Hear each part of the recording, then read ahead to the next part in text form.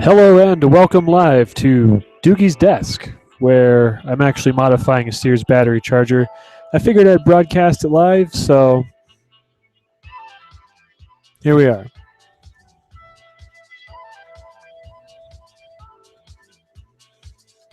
You'll have to let me know how this sounds.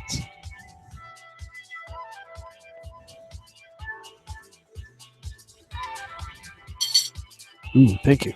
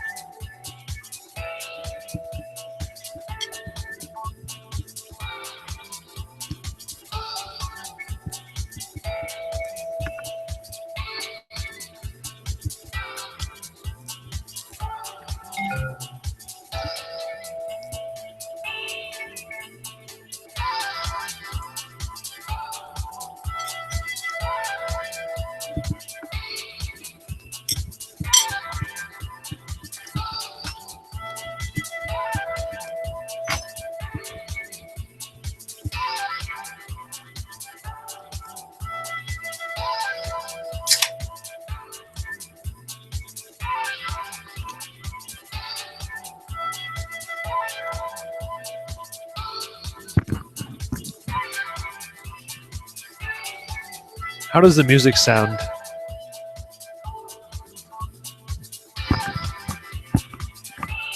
I can move this further away from my face.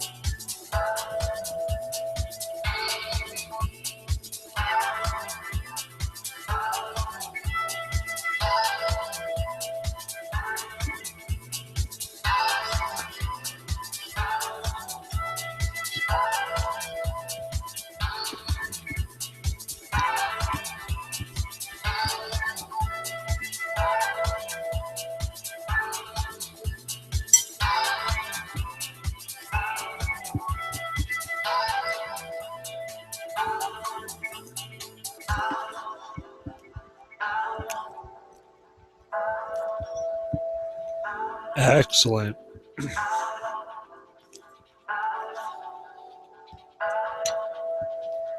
Sorry, right when I got this working, I decided it was baked potato time.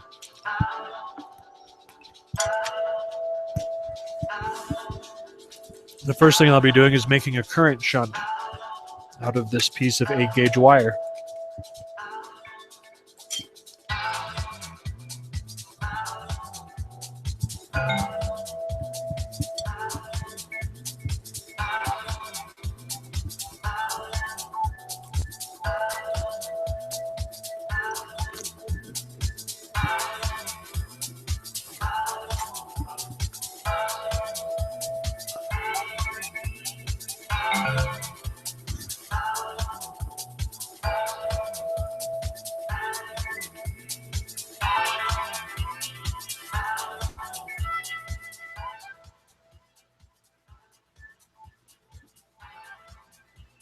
Whoa.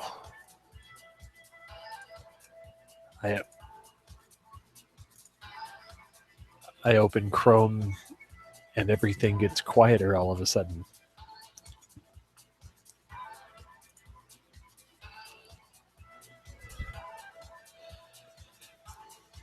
Chrome is pretty bad.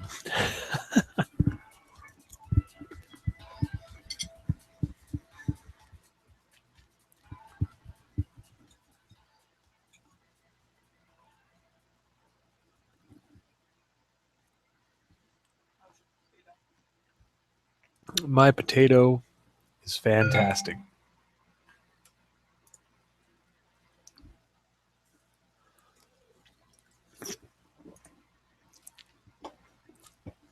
Hello, little Pip. I'm doing good. I'm going to repair my cooked battery charger as soon as I finish dinner. Sorry, I know this isn't the most exciting thing to begin a live event with.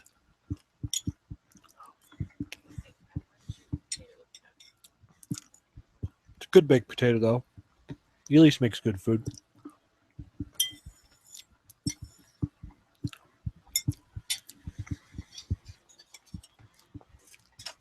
All right.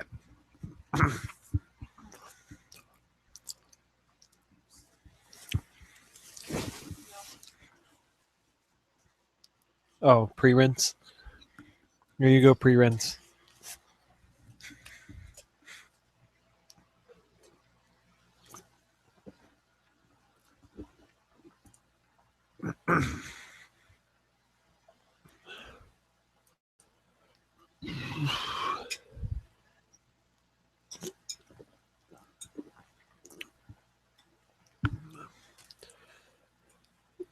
I am going to be answering questions in real time as well. So if you have the annotations enabled on your YouTube, you can ask them and I will answer them. And what's cool is you should be able to go back and see when I'm answering questions in the video. So it's kind of interactive and fun. C202011 asks, "Hey, Doogie, just want to congratulate you. And what was your worst sprain?" Well, thank you for the congratulations. As far as work and such goes, I start on that stuff next week. For now, it's clean my desk, catch up on things, and get a little bit of work done. My worst sprain, if you are referring to... Oh, he has a really bad sprain. He's on crutches right now. I used to sprain my wrists a lot in elementary school. I've sprained each wrist like a half dozen times. And yeah, I was pretty good at the repeat injuries there. So that's probably the worst. I haven't really sprained anything else. I've sprained my ankle a couple times. That wasn't really a big deal. And I've never broken any bones. Although I did have my face almost ripped off today by the dog. That was my own fault. I'll show you my ugly mug a little bit later. Okay, so basically, this used to be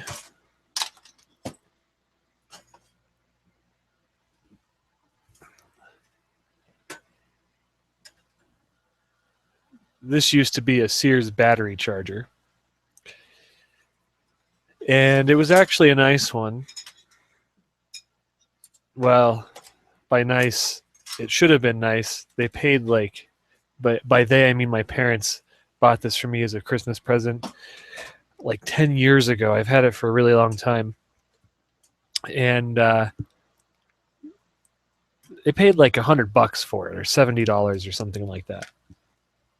And there wasn't $70 worth of parts in here. There was a transformer, this attached to this, and a half wave, if you want to even call it that, diode bridge. So this is getting heavily modified to do something. Oh, the diodes are in there like that. So this is a diode.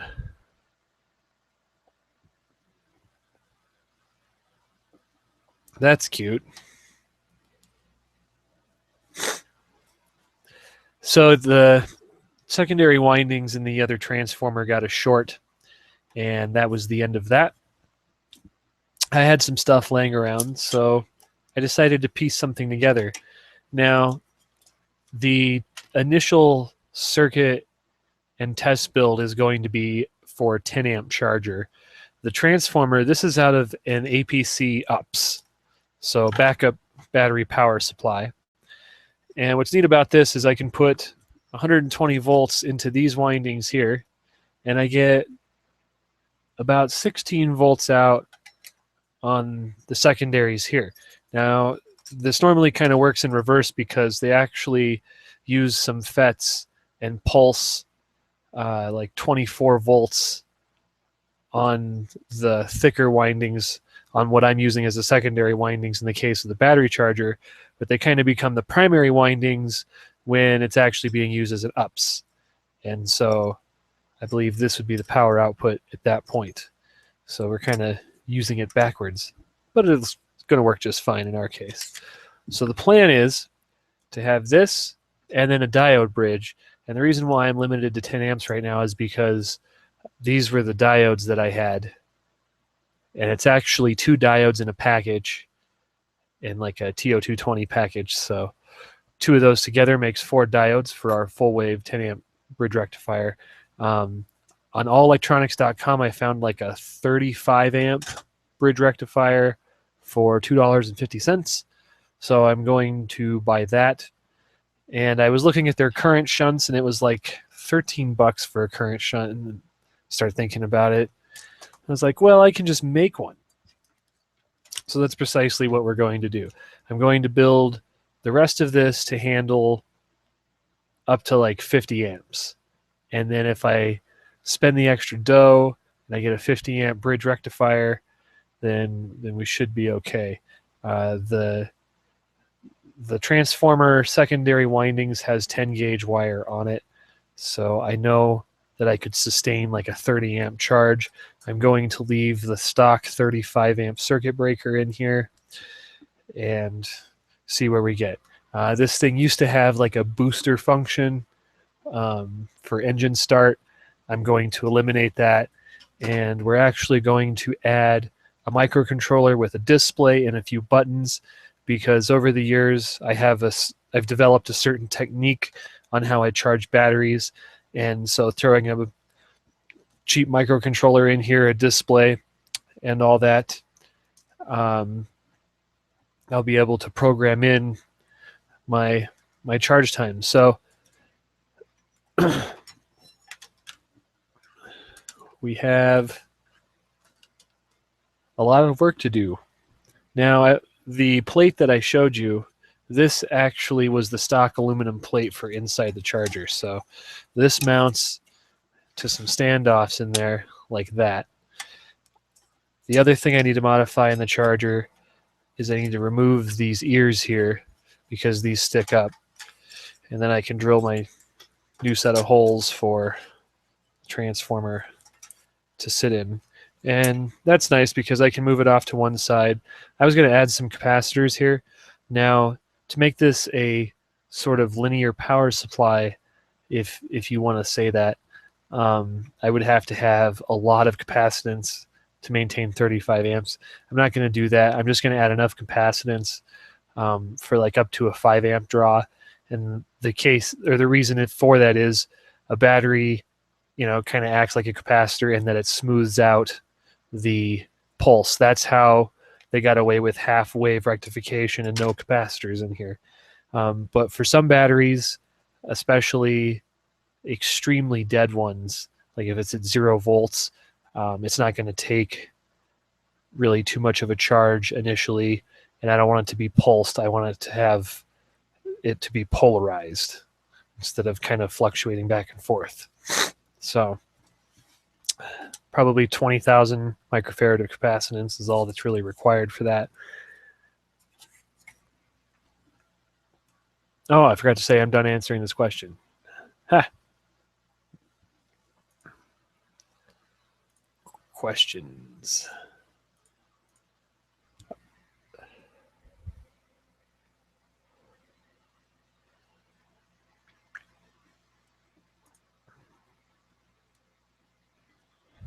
Excuse me, I have to blow my nose.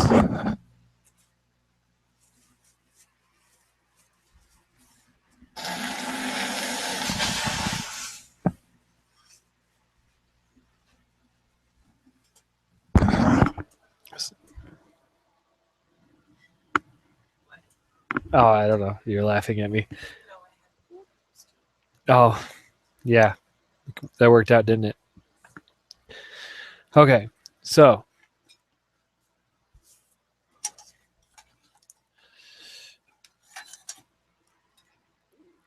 one of the first things that I need to do is make that current shunt because I want to be able to set target current or target voltage.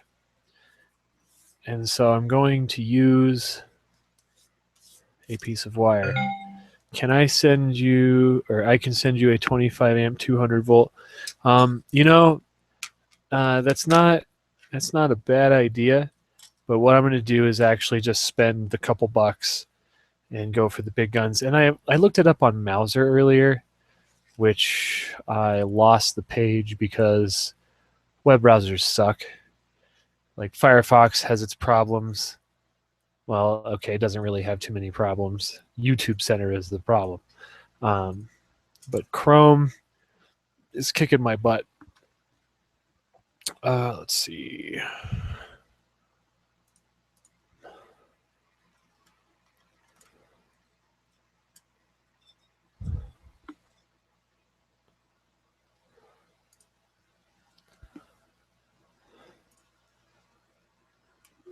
I think I can screen share.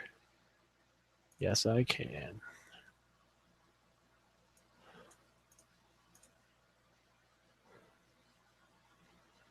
So if I go, and I understand that DigiKey will probably be cheaper. For some reason, I default to Mauser, probably because I have their big ass catalog in my desk, and I like to actually get that out instead of digging through the website. Bridge rectifiers, and we need something continuous forward current of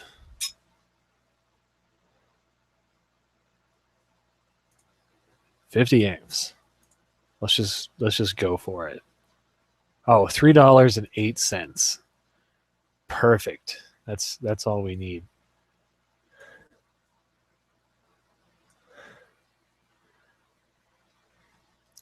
So, it's kind of worth spending the money in that case. Okay. So anyway,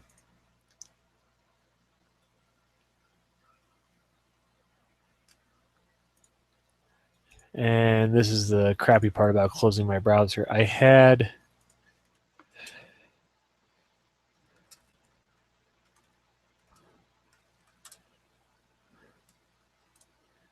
Here we are. Wire gauge chart.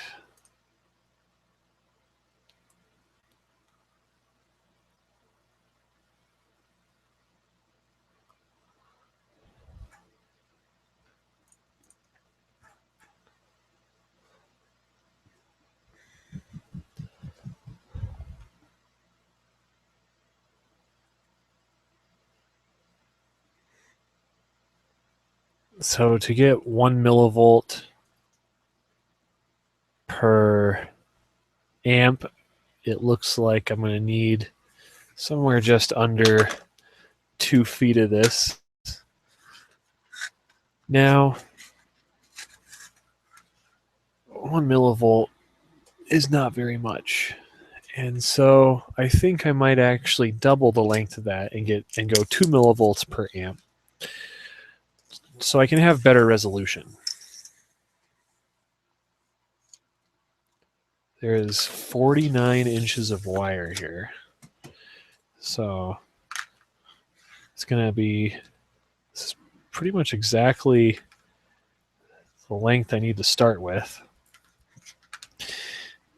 And I'm going to cheat because I'm good at that. Basically, I have a load tester up here. So what I can do,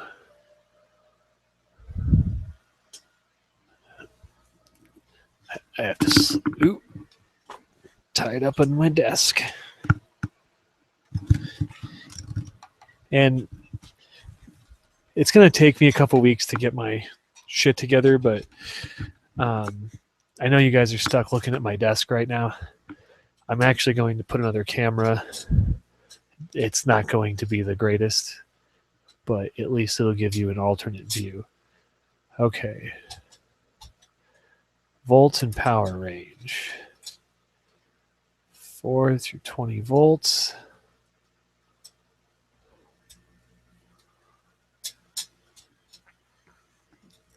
All right, so basically I have an electronic power supply load tester. So what I can do is hook up these wires in line with my computer bench or my ATX power supply that I made into a bench supply. And we're actually going to make that in a future project. I got something really awesome to do instead of that. Anyways, I'm going to put 12 volts on this wire, and then I'm going to hook the other end to the electronic load. And while we take a measurement with the multimeter, I will set that to exactly 1 amp. And then I can poke in different places of the insulation of this wire and get us down to the scale that we want. So without actually having to make an exact measurement and do the math, I'm just going to kind of cheat it and calibrate a little bit.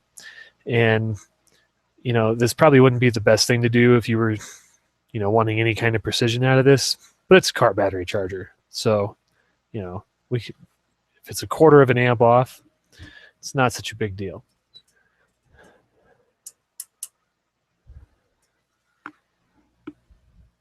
All right. So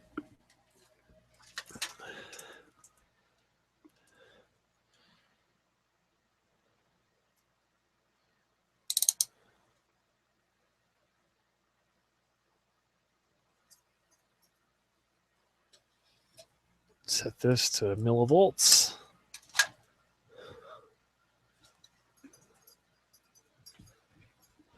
A little dirty there. Okay.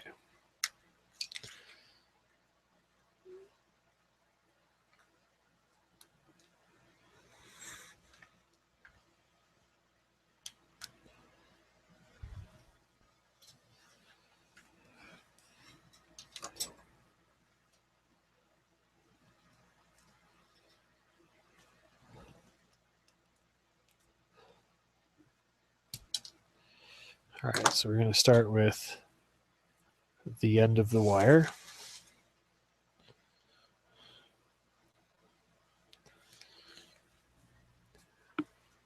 Get some alligator leads.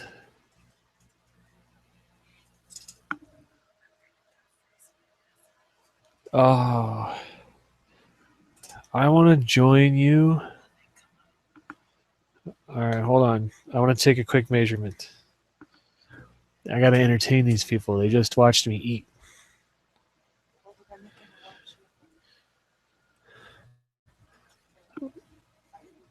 For 5 minutes. Okay. Yeah, no, I'm going to go stand out in the 20 below zero weather outside. And, oh, I know it's zero. It just feels like 20 below zero. No, but it is actually 0 degrees outside. Okay. So I got it hooked up to the power supply load. And I show 12.5 volts, 0.00 amps, 0 watts. So I'm going to go ahead and turn on the current set. And we are at a quarter amp. And at 1/4 of an amp, we are at 1.1 millivolts. I'm going to go to half an amp.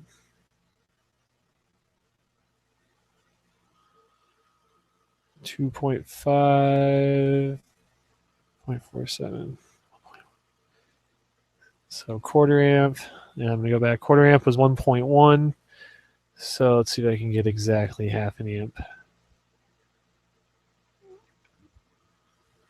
Yep. 0.50 shows 2.2.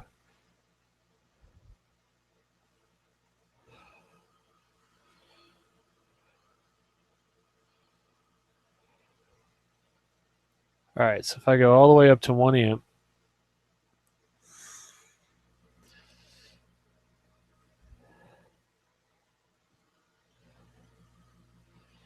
That gives us almost 5 millivolts.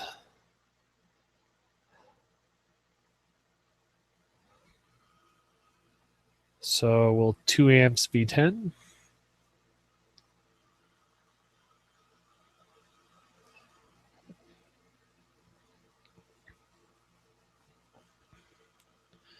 Four point seven for 1 amp.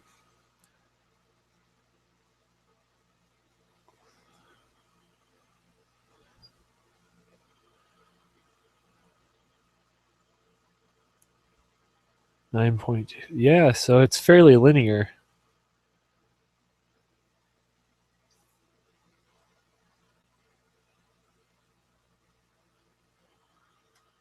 And now we're drawing 5 amps.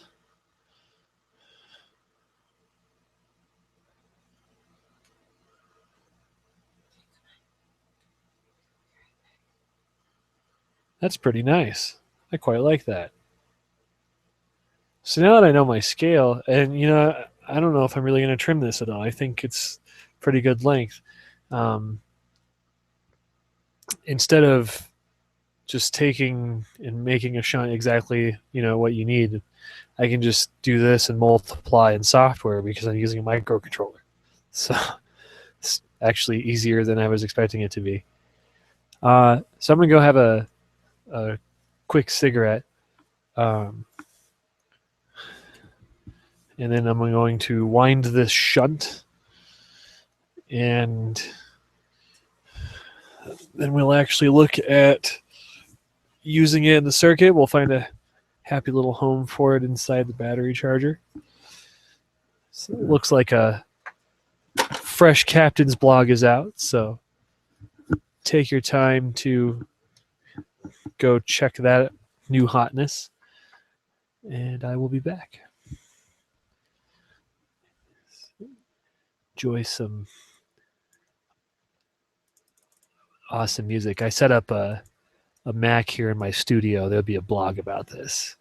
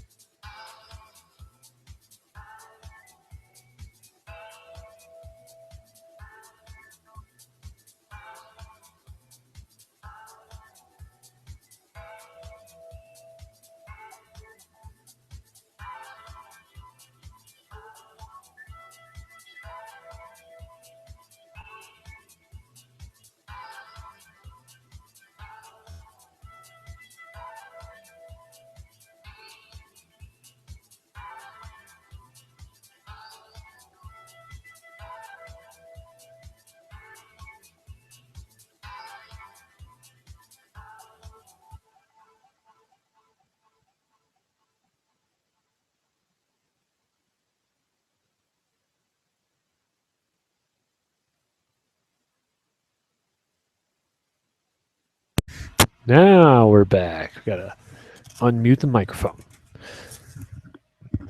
Pull this away a little bit so it's not too overdriven.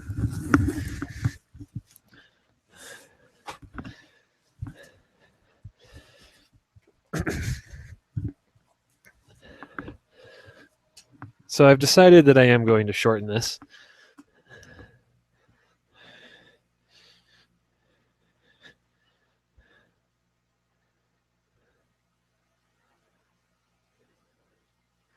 I'm going to back it on down to 1/4 of an amp. 1 millivolt per 1/4 of an amp would be perfect. And as you can see here, we are at 1.1. So what I'm going to do,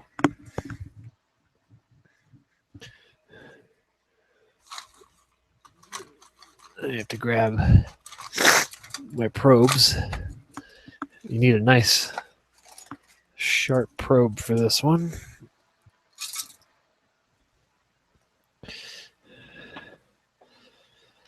So I'm going to unhook this here.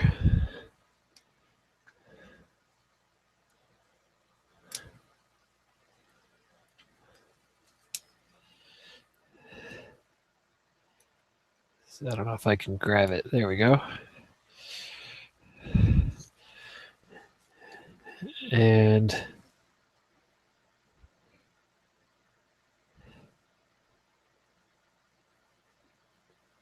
oh yeah, this totally doesn't work because it actually adds, it probably is 1.0 once you account for the length of the test leads, because now it's 1.4.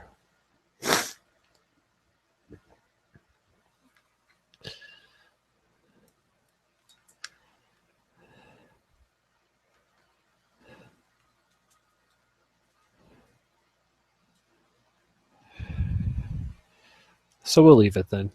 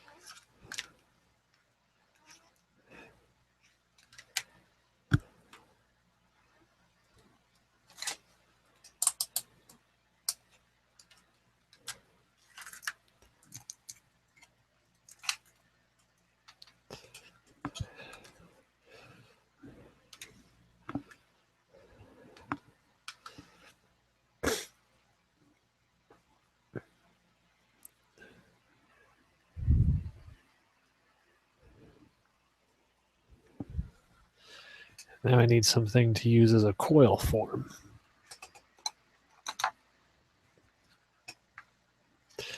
That ought to work.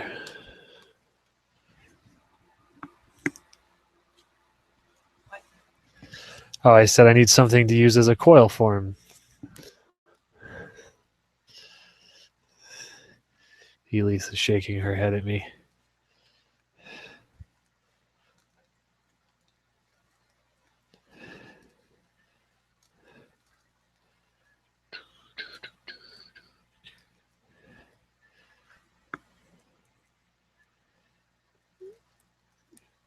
If anyone's watching, can you drop a link to the YouTube video of this live stream so I can look at it in the comment tracker? I'm in the IRC right now. If you could just drop in the main room or side chat it to me, that'd be great.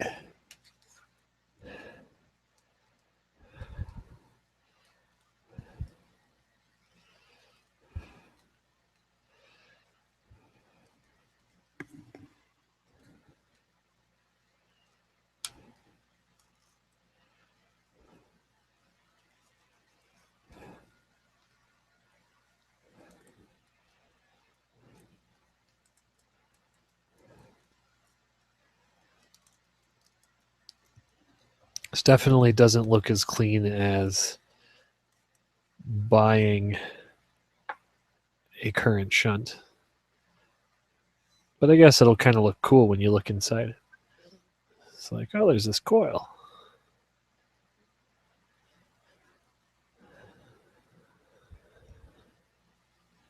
Thanks, detritus.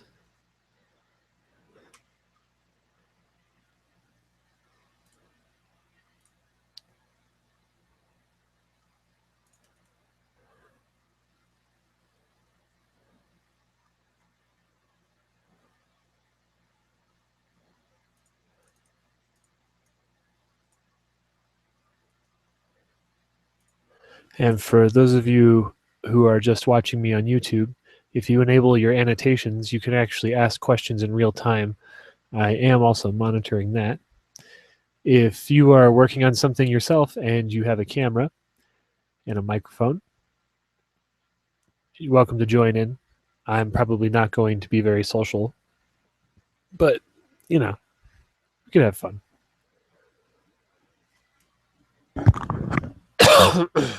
Excuse me. All right. Toolbox. Comment tracker. Add.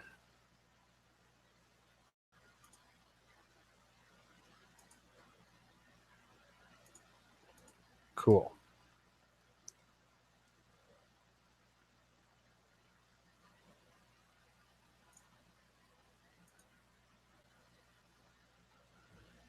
Perfect.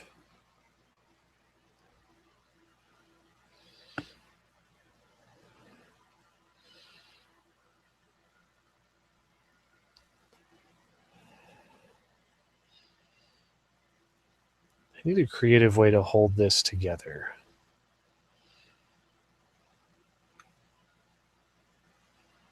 Because a coil of wire like that is not going to work.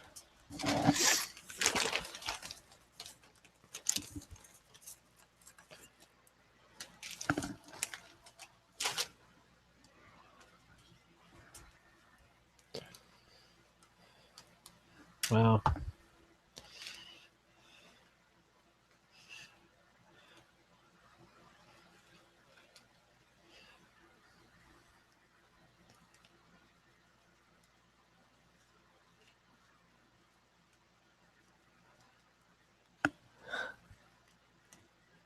is it possible to have working edible electronics projects?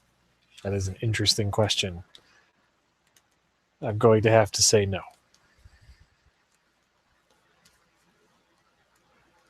Well, I guess they have the nanobots and things. You could probably eat that, but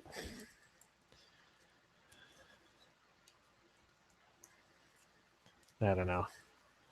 What was that old movie? Inner Space or something like that? They shrink the submarine. We're really getting close to that. All right. Perfectly wound.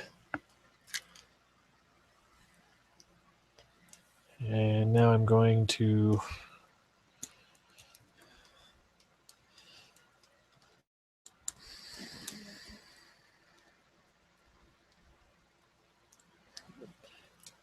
mind you, I have no idea how well this is going to work out.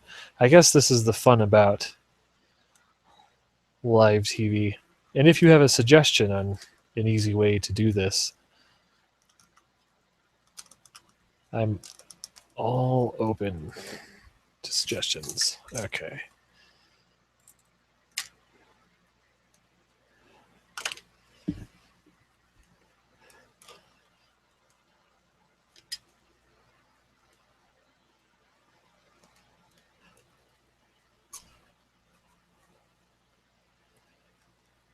Ah, you know what sucks about that? Zip ties upside down. After all that work.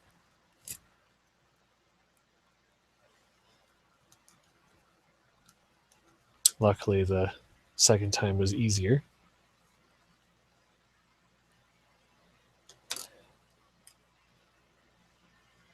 Pull just a little bit more.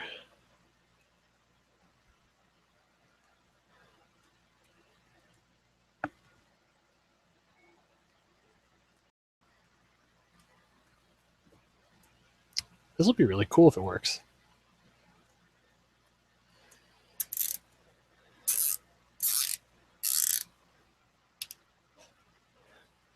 And this is 10 gauge wire, so 35 amps should be a non-issue.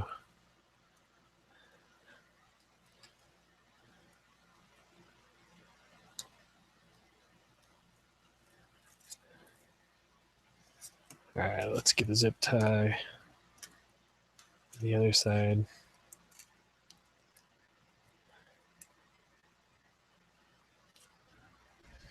Actually, maybe I can braid it now. The problem with going around like this is that these are going to want to scrunch up together, so I should probably try braiding this.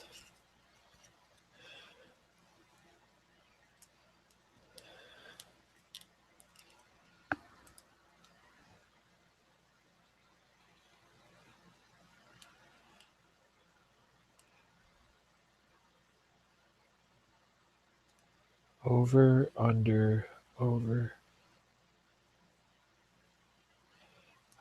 Let's see where we get.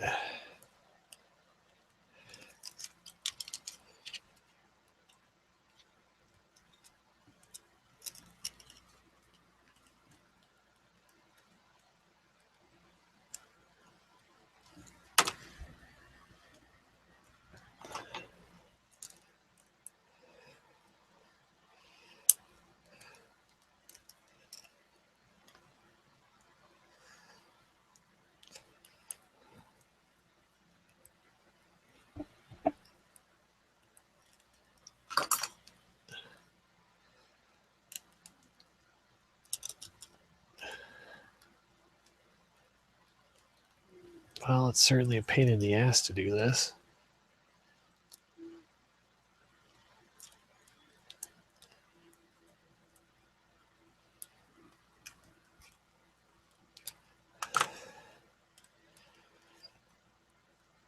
Perhaps using some twine, some small twine would have been much better.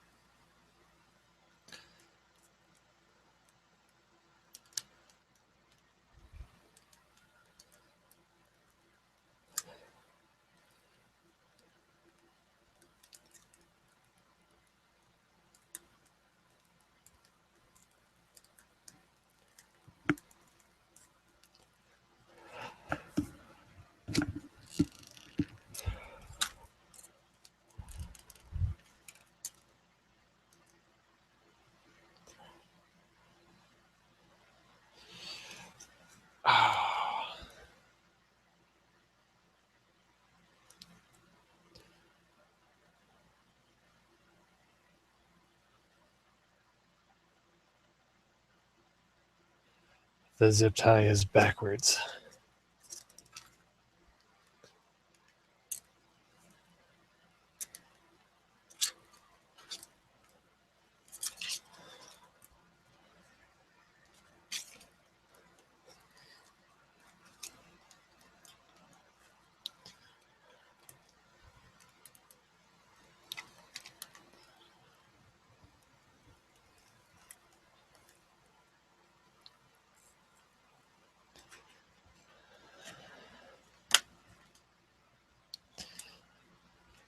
All right. It'd be easier at this point to just do this. Or no, I guess it's not. Well, yeah, because then those don't get wrapped around.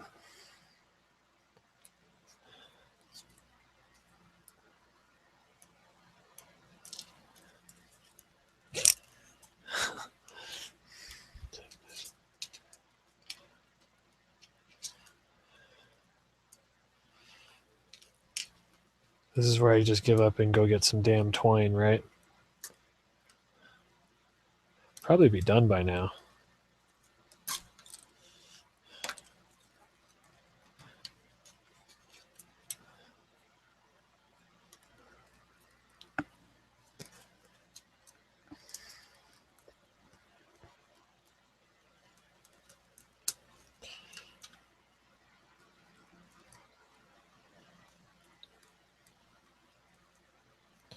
Or no.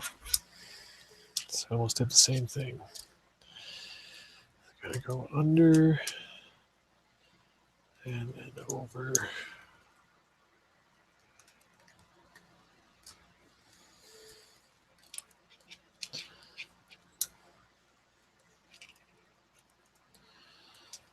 There we go.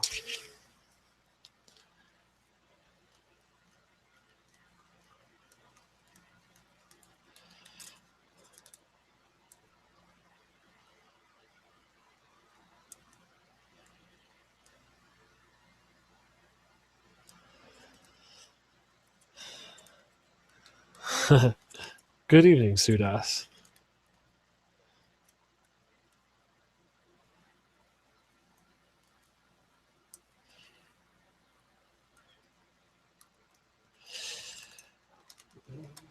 Yeah, I'm trying. I'm trying to find a neat way, a neat and inexpensive way to wind a coil of wire neatly. I'm 2 seconds away from going and finding some twine. I think doing it with a zip tie was a rather bad idea.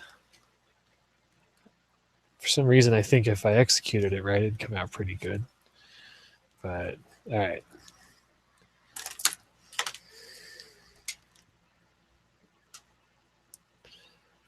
It's twine time.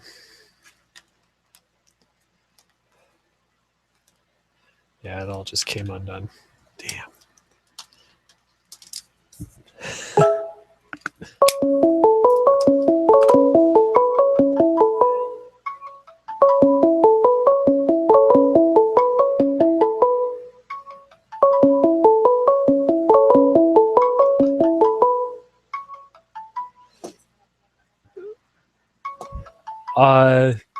I'm getting a video call from Brad, but Brad, I'm on the live stream. I will be right back. I'm gonna go find some string.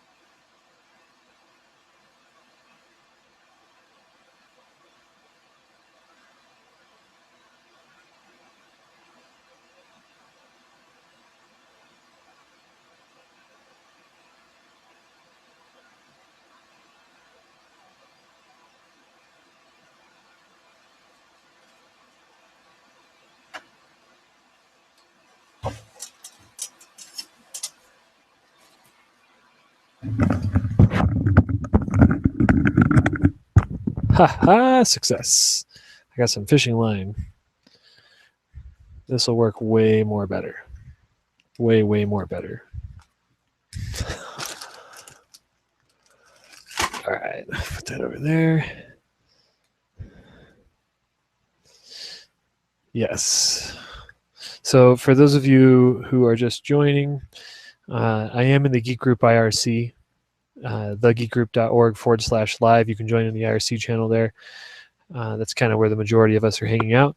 You can also enable annotations on this YouTube video and ask questions, and I will answer them in real time. Right now, I am taking an old Sears battery charger and modifying it. I have a piece of 8-gauge wire, just a little over 48 inches long, and I didn't making this a current shunt. I have a little more time than I do cash right now, and I don't really want to spend the $13 on a current shunt when I can just coil up a piece of wire. Now this has been rather tricky because I was trying to do it with a zip tie before and epically failed. So now I'm going to use some fishing line, which is exactly what I need for this.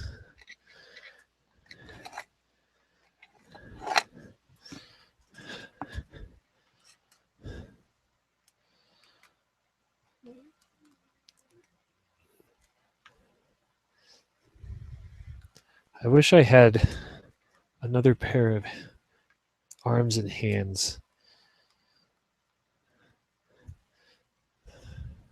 I guess I could try and do something like this. I just need to hold it tightly on the form while I braid it. Oh, it's getting away. Losing it.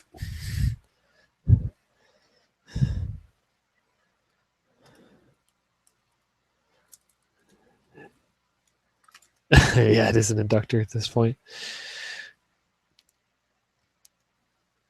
I wonder if we could put a piece of steel in this, and the battery charger can double as a nut and bolt pickup while it's charging a battery. See if I can just get it to stay like that. It'd be so pretty.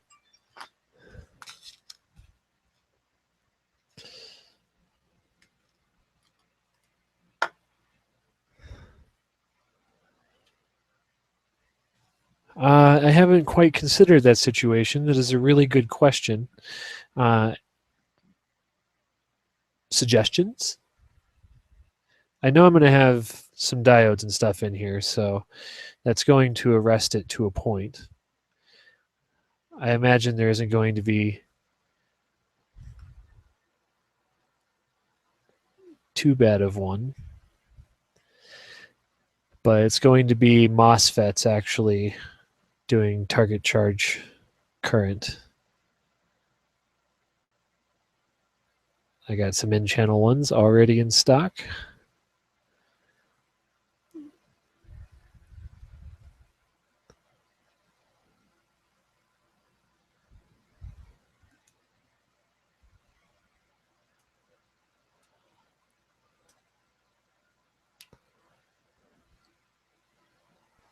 Oh yeah, this is working a treat.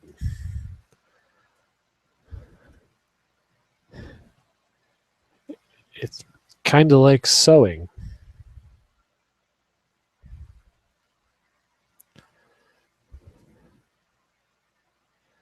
All right, so I need to pull enough through to go back the other way.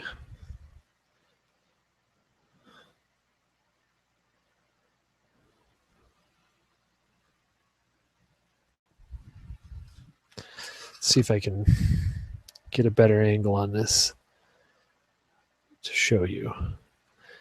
I'm going to cheat and walk this over because the end of the coil is right there. So if we can...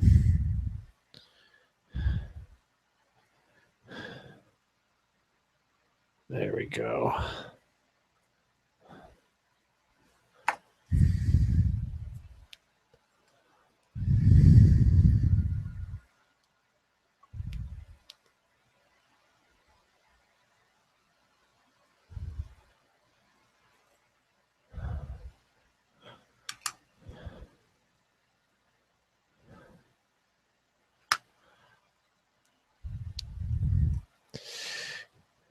It's amazing because when you look at like the pinball machine or that old battleship computer and you see all of the hand braided wires and everything,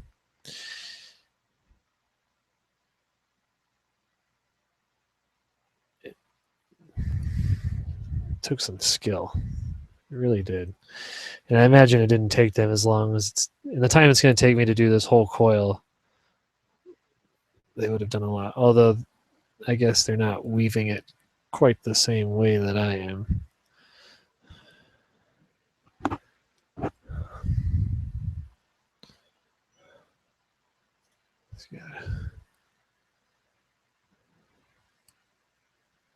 Shove it way down in there. And it disappears.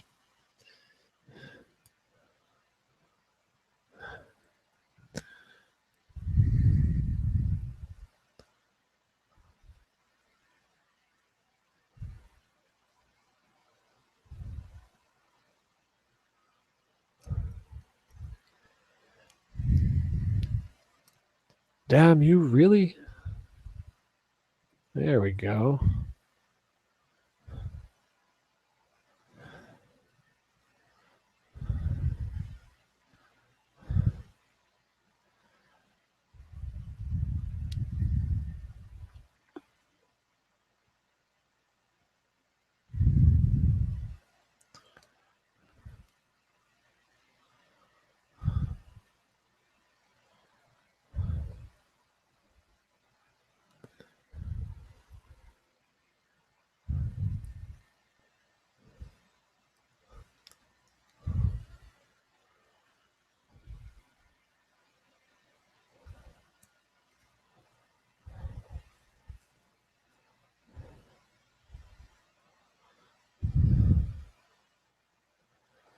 Oh.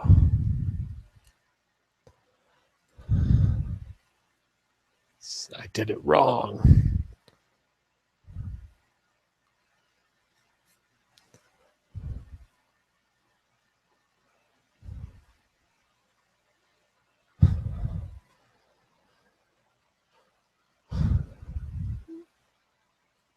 This is when I get out the duct tape,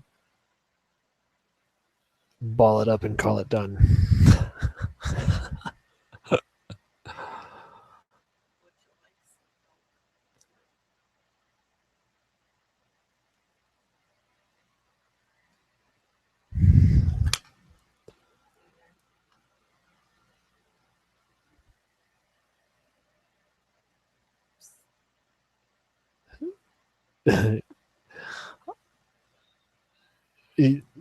Do you think you could do better, Elise? I'm trying to weave this into a coil of wire.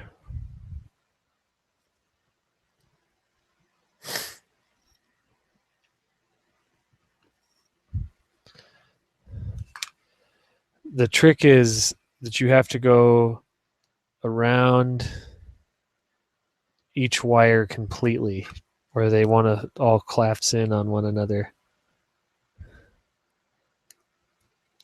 I'm most of the way through one side. It definitely doesn't look as cool as some of the other ones I've seen, but we're getting somewhere. Actually, we're finally doing that opposite thing that I was hoping for.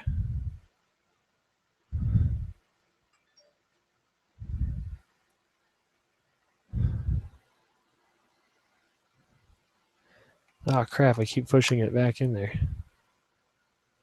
Going! Yes.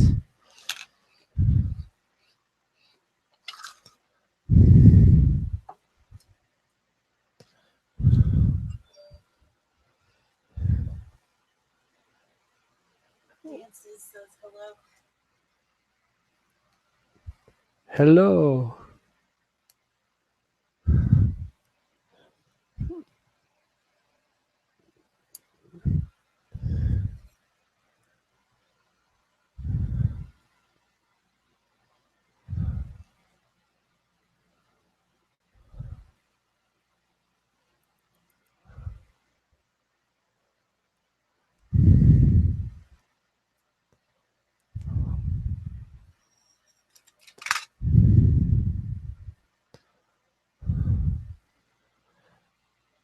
Hey, Jerry.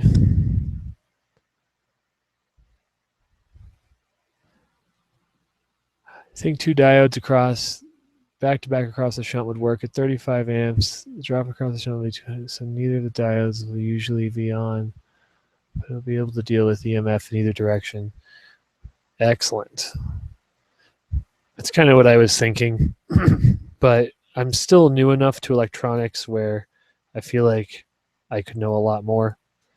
And so I always like to hear other people's opinions on things.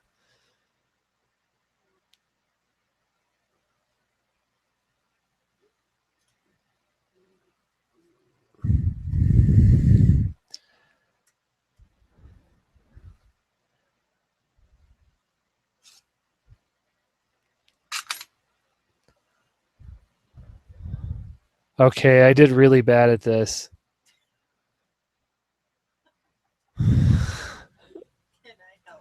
Can I help? She says. Wait. Go. See, you're making this way too difficult on yourself. Okay. Elise is going to show me a thing or two about this. I don't really know what I'm doing, but see, okay. Here's what I'm thinking. You want it about this size, right? Yeah. So why not put the string in here while we wind it? Oh, and like tie off each one. All right. Here, I'll tip this up so everyone can see what's going on. Okay, so. And then go around. Where's my.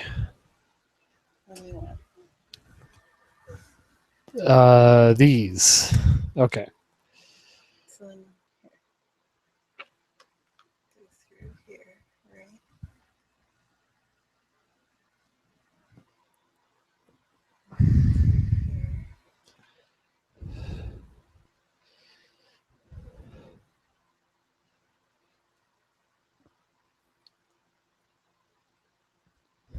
Right?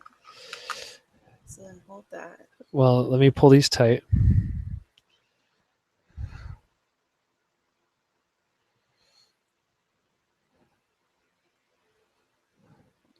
They're not the same size. Okay.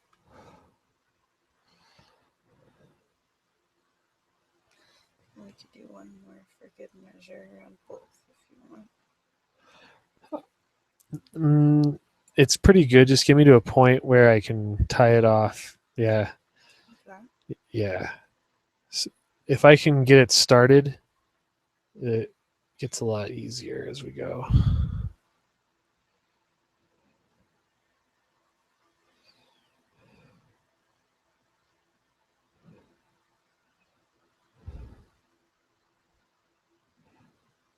It's kind of ridiculous string that you're using right now.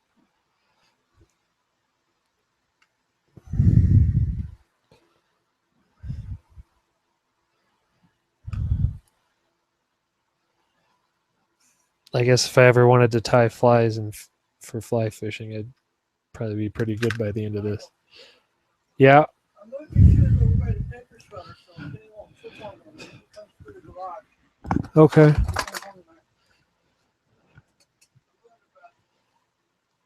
Good night. Good night. That was my mom going to bed.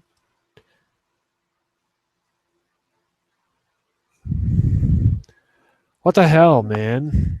It's supposed to be a sharp pair of side cutters. All right. No, here.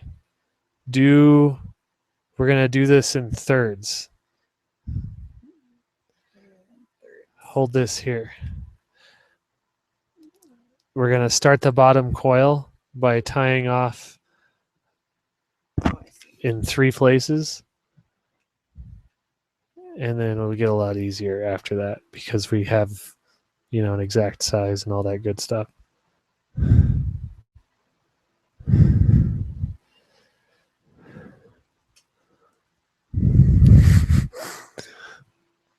Hey, see what I meant about that other set of hands? Working out pretty good.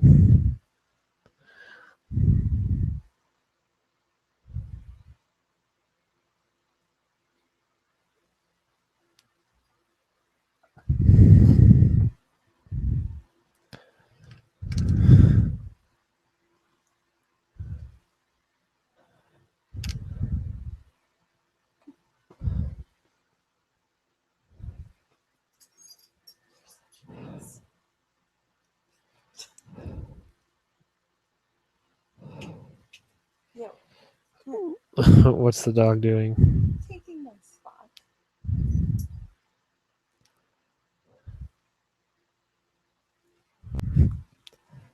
Hell yeah. Another one down. Did you have Sears?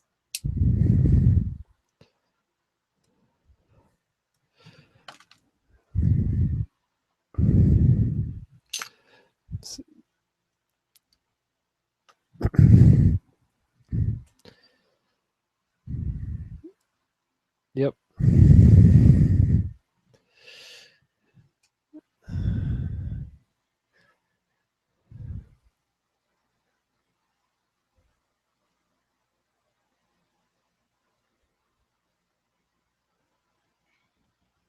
Slightly more alpha rail system. Interesting.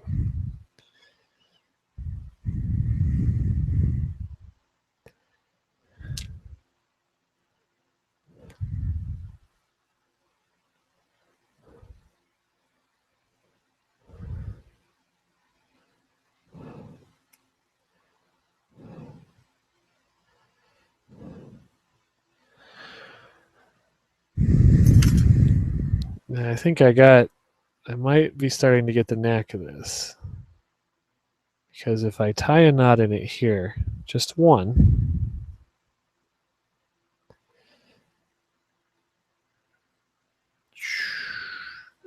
pull those tight, and then I go around the other one more time. Then we knot again.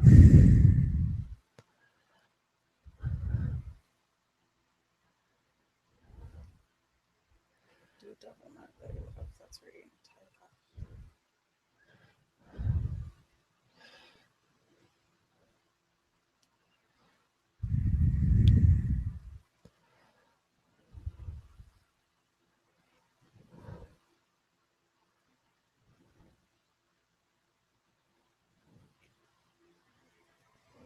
Okay.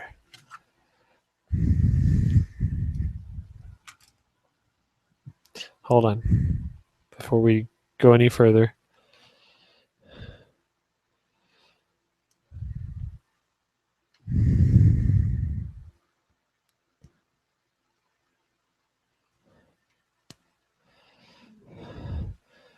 Spreading these out so they're even. And messing it all up. Well, it'll bend back into shape.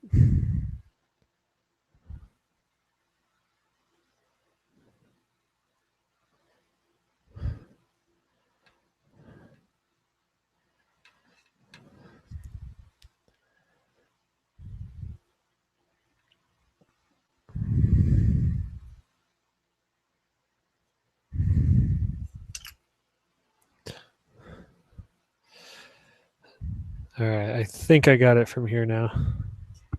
Thank you.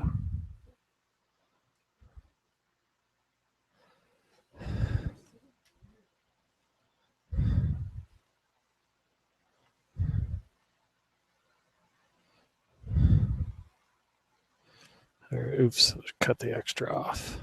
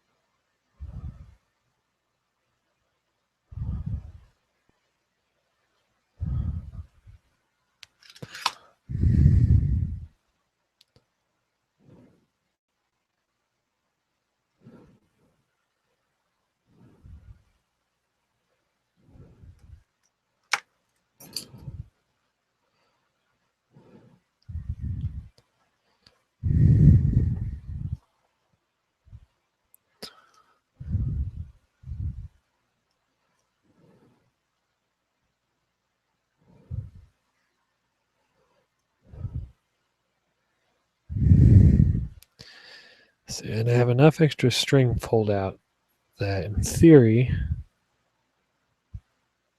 as I go around, I can just single knot it between every stage.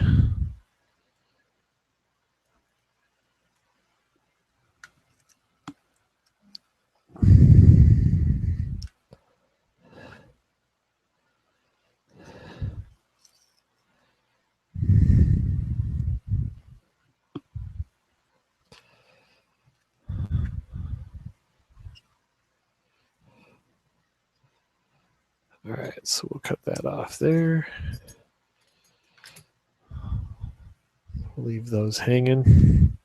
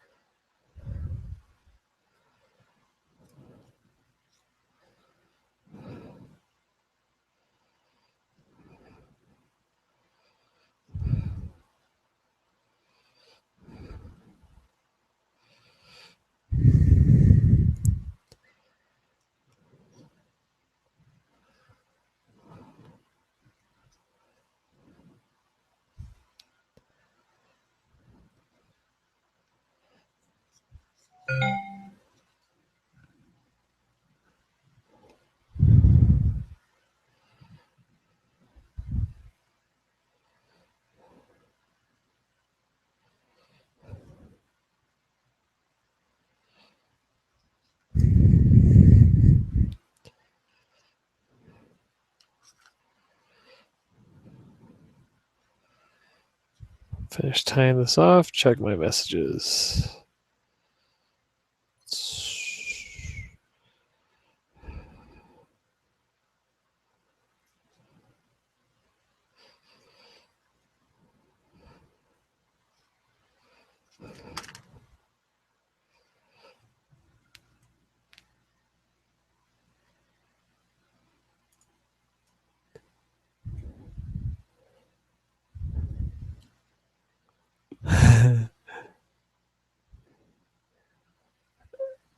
Oh, sorry, old geek. Now you know I'm live. And I'll make sure you know next time.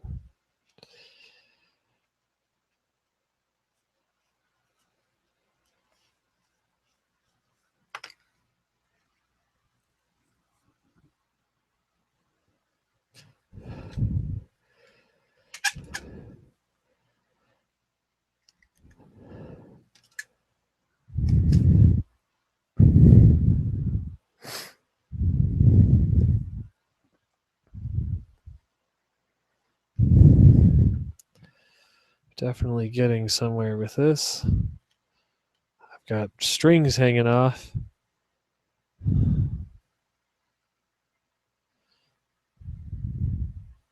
Oops. Forgot how to tie a knot, I guess. All right.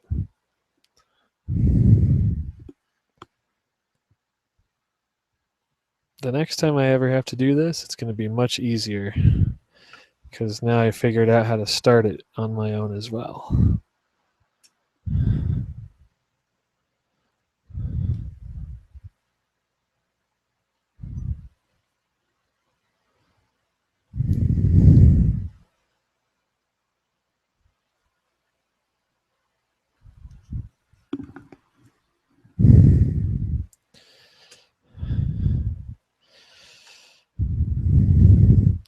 All right.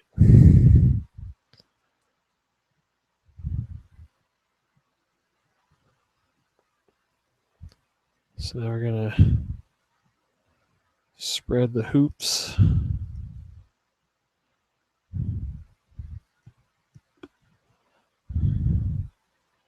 I guess this one would be better suited to go back that way. Okay, so these two strings are this one, these two strings are this one, these two strings are this one.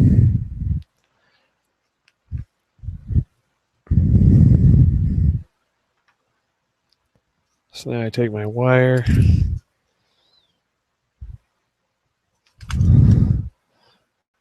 lay it into the next one.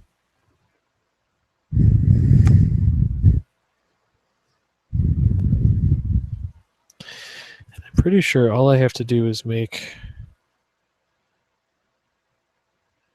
a regular knot.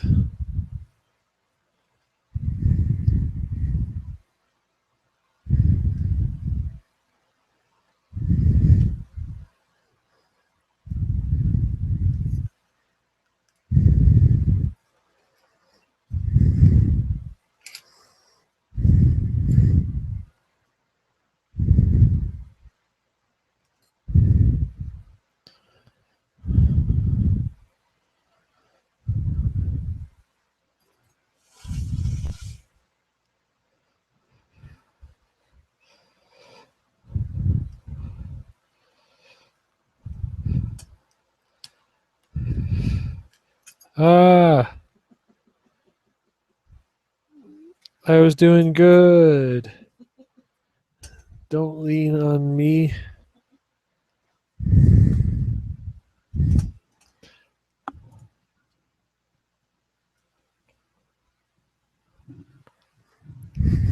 supposed to say yes, of course you can lean on me.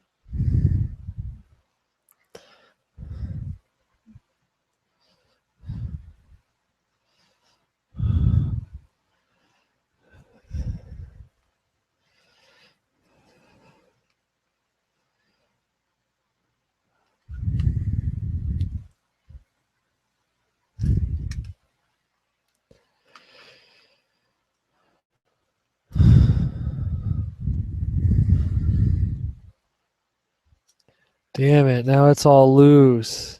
That's what he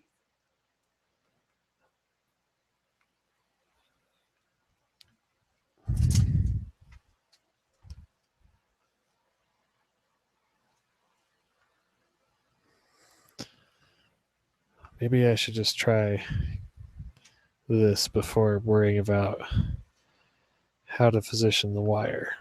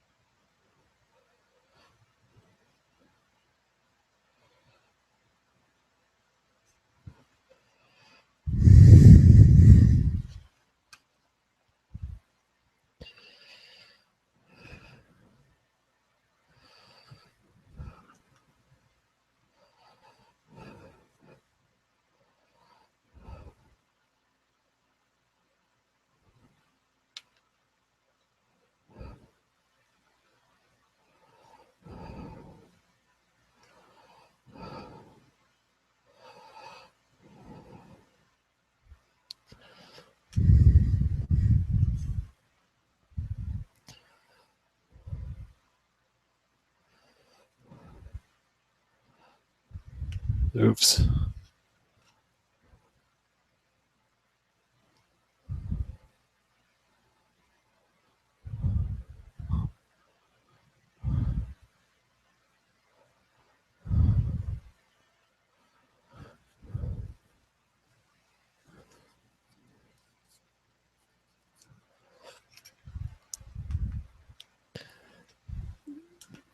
Oh, Ed wants to jump in? Yeah, he can jump in. It's going to take me a second to get to a stopping place. Somebody might want to let him know.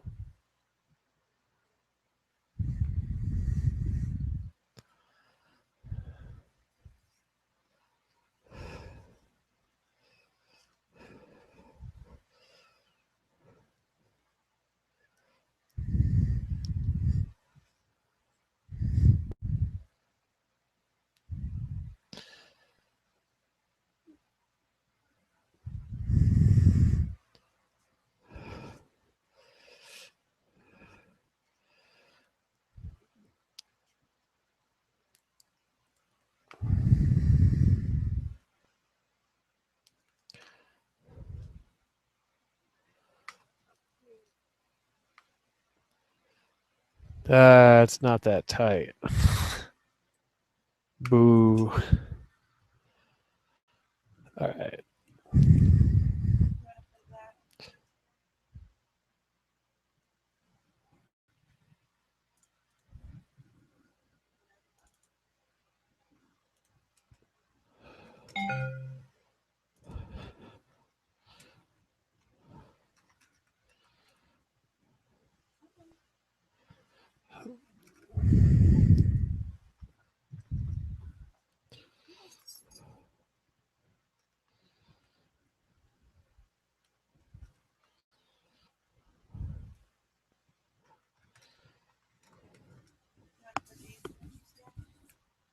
Or I guess I could.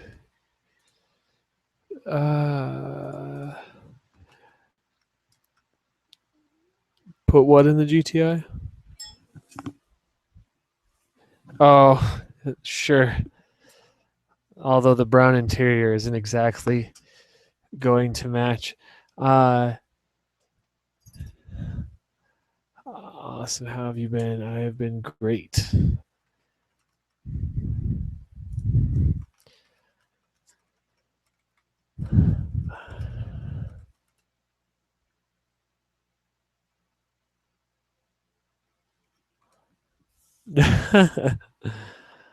Oh man.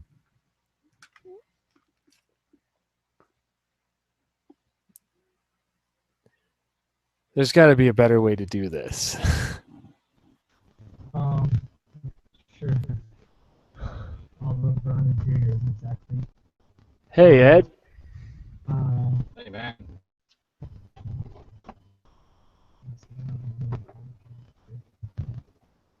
Is that myself I hear? Yeah, Oh. I had the back window open. Ah, it's gone now. Not getting any reverb. I'm using speakers.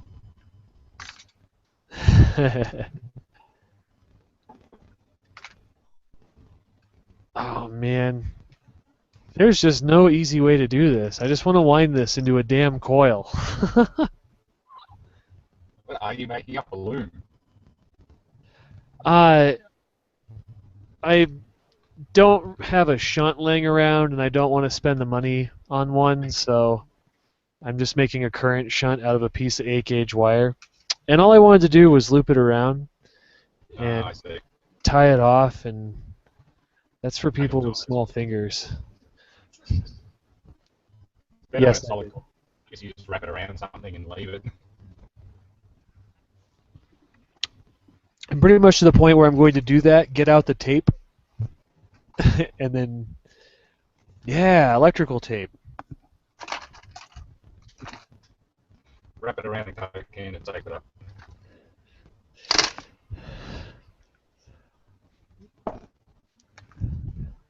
It's hot in here. I'm glad it's hot in here. It is. What is the current temperature outside? Now I gotta look. It is -5 Fahrenheit. Ouch. And it's 75 here. Yeah, that's about what it is in here, except I've got the aircon running trying to knock it down. Mind you, I only just got in. Send some of that summer my way. It has a balance of about 10 degrees.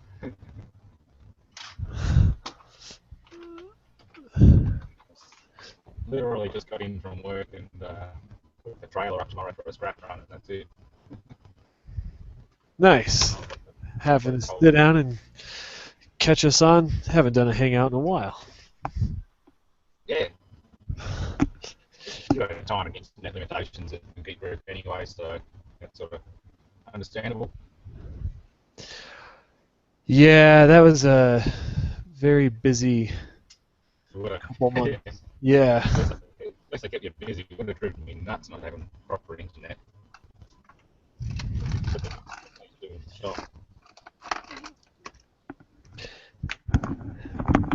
And I was working on stuff right up like until the last hour I was there. I think, yeah, it was like the very last hour I was there, I was fixing Chris's car. Oh dear. Ah.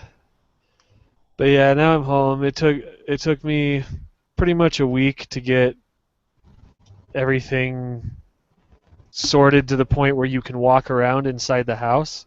At least you had a truck and everything to do it. Huh? At least you had a truck. I was expecting like a fundraiser for truck rental and all that sort of stuff. It looks like you did it pretty easy. Not like getting there. We did several fundraisers getting there. It was kind of thanks to my parents. My dad actually kind of borrowed against his retirement to Oh, get me out here, so we definitely took a hit on it, but good they got you out here quick for that new job. exactly. I'm gonna recover it really fast. I start on that next week, Oh, good. so I'll be taking. You haven't told me what you're doing. I haven't heard. Well, a lot of it is kind of up in the air at this point, but basically what I'm doing is working for two separate people who have private car collections. One guy has about a dozen cars, and the other guy has probably like 3 or 4 dozen cars, and they just like to build custom stuff. And my buddy Dave, he's a guy. He worked for the Petty family, building Winston Cup car engines and roll cages and everything. Worked his way up to maintenance operations manager. He did that for about 7 years, and he was kind of my mentor. I've never seen anybody else take like a brand new set of the most expensive airflow research heads you can buy out of the box, put them in a flow bench, and take a die grinder to them and get another 20 CFM out of the heads. I know people like that. Yeah, it's just ridiculous. I'll just butcher it and modify it and come out with something better than the factory ever made it. Money's no option. I know the name Tom Petty, so I know what you're talking about with money. Yeah, Sounds like you're in a good little place. I'm hoping so. I have no idea what to expect, but I'm sure it'll come out all right. Especially based on what Dave has told me. It's nice to work somewhere where they're not afraid to give up a paycheck. But the other part of it is, and this goes back to like having a shop and stuff, I'm working in an environment where there's no compromise. You know, if something does the job and it costs a lot, but does a damn good job, I don't have to cheap out and buy a Chinese one, and that's nice. I know what that feels like. Oh, look at that, done in 2 There you minutes. I just sat here for the last hour trying to stitch this up, and all I had to do was wrap some damn tape around it. Now, will it stay? Oh, look at that, nice and perfect. Now I'll just wrap it this way, and we'll be done. That'll be a real good fire hazard if it ever gets up to 100 amps.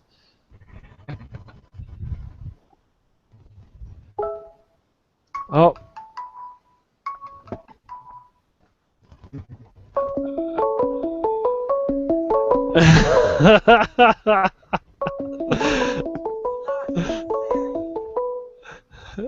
Brad wants to join. I'll invite you in this way. Let Brad in. Doc reckons my mic's a bit low. That's odd. Oh yeah, nobody's seen this. This is my face now. What the? Or something. I don't know. I got a little messed up. It looks like someone's clobbered you. You should see what the other guy looks like. No, I'm kidding. My dog bit my face. Oh, Pepper. I earned it though, to be fair. So I was harassing Elise. You ignore the you're giving me the shits little barks he does. Exactly, and he wasn't having that anymore. One twice. Yeah, that one. Oh, I wish I could have got more video from last weekend. That was fun. I haven't even done a vlog since, but yeah, he didn't want too much of his military stuff on the show, which is sort of why I made the Jeep video private after the subscriber run. But he had some nice stuff. I haven't seen that video yet. Oh, okay, I might have to link it to you. It's just a real. I need to check that out.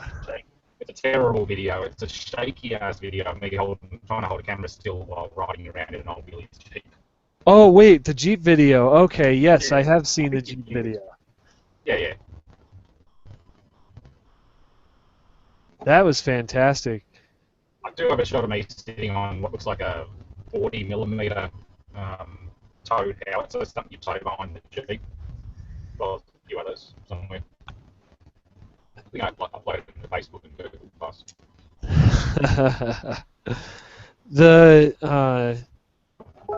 The Brad, I sent you an invite.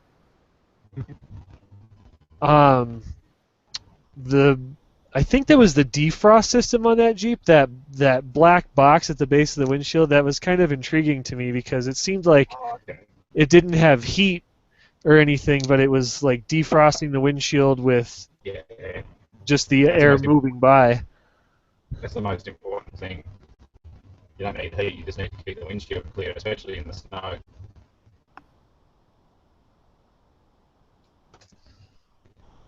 Oh, this is going to look real nice. He didn't want to sell one of the diving helmets that he's got. He's got 6 of them.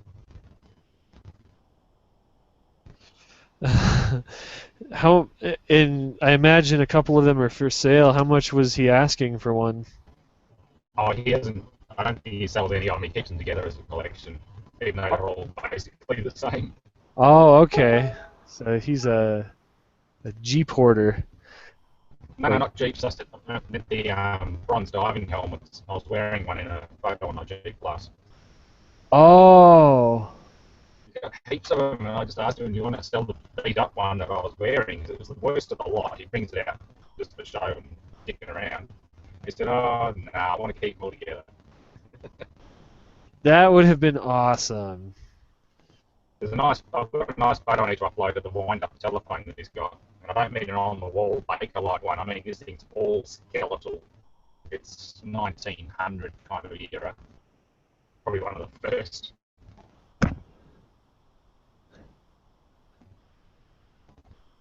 That is just the ultimate playground.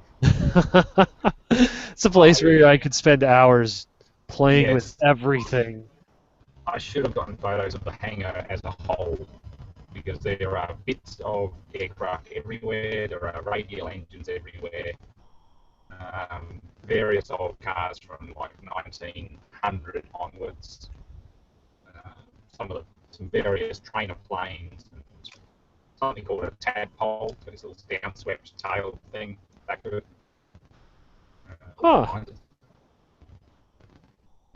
But hey, if you own most of the jewellery chain stores in Australia, you can afford to play around. Family friend of mine, family friend that does a lot of work for him. I've done a lot of work refitting jewellery stores.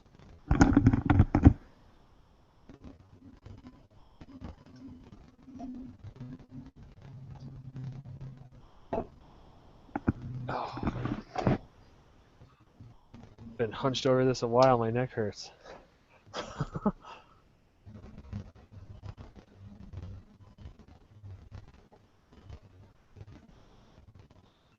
Poor battery charger. Battery charger. Oh, that's what the shunt's for. Yeah, I had a Craftsman, like I bought it from Sears, battery charger, and at some point during its life, it decided it had enough while I was trying to use it out at the lab, and the secondary in the transformer got a little too hot and shorted out. Oops. So I got this transformer here out of a APC UPS, which is a little more powerful. It'll give me 30 amps continuous pretty easy instead of the 20 amps I had before. And I decided to use a PIC microcontroller and actually set target current voltage and so on. So I'll actually use a couple of analog to digital converters in this. And there's this thing I do with car batteries, especially if they're like dead as a doornail. I will basically set it at like a 2 amp setting, and I'll let it charge that way for about 4 hours, and then I'll bump it up to a higher current charge, and it seems to prevent the plates from buckling inside, and I'm able to recoup more life back out of the battery, because you know once you completely kill them, you only get like 70% of the original capacity back. At the time again. So I wanna try and program that into software and save a few batteries along the way. That's nice. I've got a few chargers, but again, I've killed a few good batteries before, just let them run down. Little silver Betty, she's got a bit of a battery drain issue that I think we've isolated to the interior shock switch, the alarm switch. Just every now and then the hazards blink, and I was just wondering what it was, and Julian just walks up and just pats it on the roof, and the lights start flashing and everything. The siren's obviously long dead, but the lights go off. And it's like, that's odd. That would explain the battery drop, because every time you did it, the amp meter, it peaks to 5 amps every single time. So I think that's what's killing them. And Ah, it killed a couple of very good batteries, because the alternators work and the charge system's fine. The amplifier itself isn't drawing anything on after the vehicle's shut down. Something's pulling it down. And yeah, killed a couple of batteries, or at least killed one and damaged another one. damn. There's I one that's down here from Queensland at the moment, so you see him around at the moment. Oh, I'm getting buzzed again. You see what brake lights were working enough? Right? Just if I have one brake light. No, yeah, I wasn't looking at one of them. Right. Oh, who's that behind you? I'll have a look.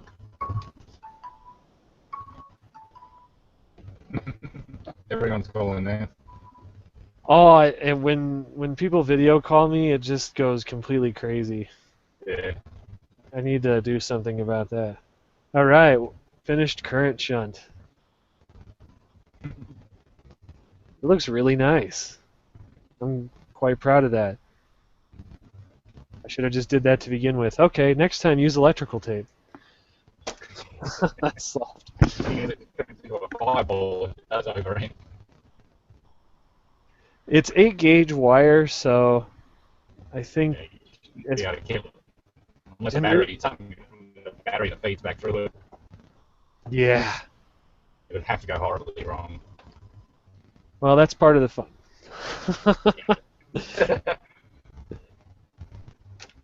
All right, so now I just gotta have a creative way to mount this. I missed it. I missed it. I'll pay attention to what that's doing on the monitor this time.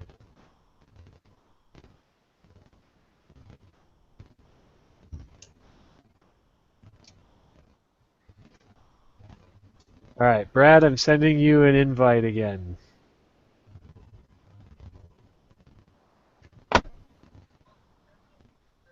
All the ringing and the... Yeah, he's only got one brake light.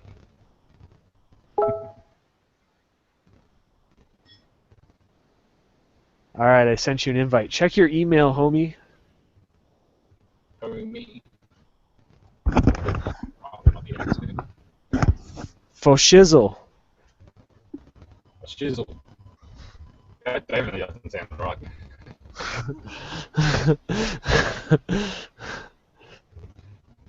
Shizzle my nizzle. Yeah, you only got one brake light. Which one? That one. Driver side. Not working.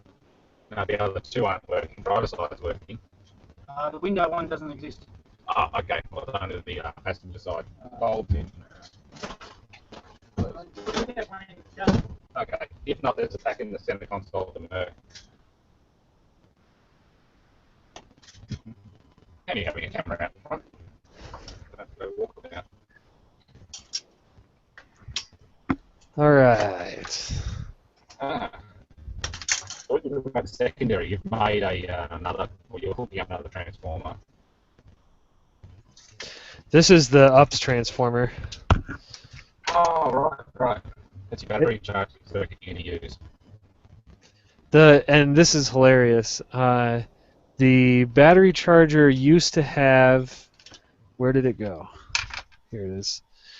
A half-wave bridge rectifier, which is basically this plastic holder, and these are the diodes. And there was just two of them in here like this, and then that was bolted to the aluminum. And here's the rest of the charge circuit. It's a bit half-assed, but then I guess it's just an import charger. I guess and this thing was like $70 or $80. I would have expected a little bit more for the money, but apparently it was more the brand than the money. Yes. So we got $200 for a decent size battery charger, and you're opening it up. It's like, that's a bit cheap. I could have bought a piece of UPS with batteries and everything for that price. And the thing is, the transformer you're using is probably not much bigger than the one that comes out of one of those UPSs.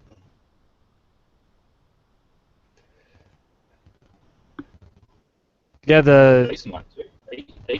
Decent powerware. They're about $250 at the local PC store. it's really sad because they could be a lot better, and it's not like it costs that much extra. I mean, really, guys, it's all profit margin. Yeah. All right, Brad, I'm gonna send you a link in your Geek Group IRC if you're there somewhere. I've got like 500 emails to pick through. That's how long it's been since I've been out here.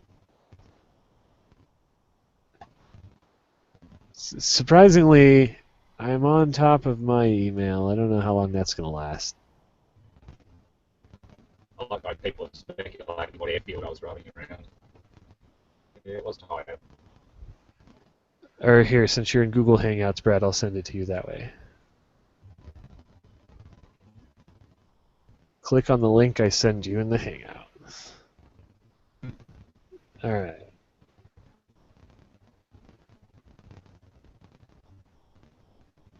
Let's see if that works.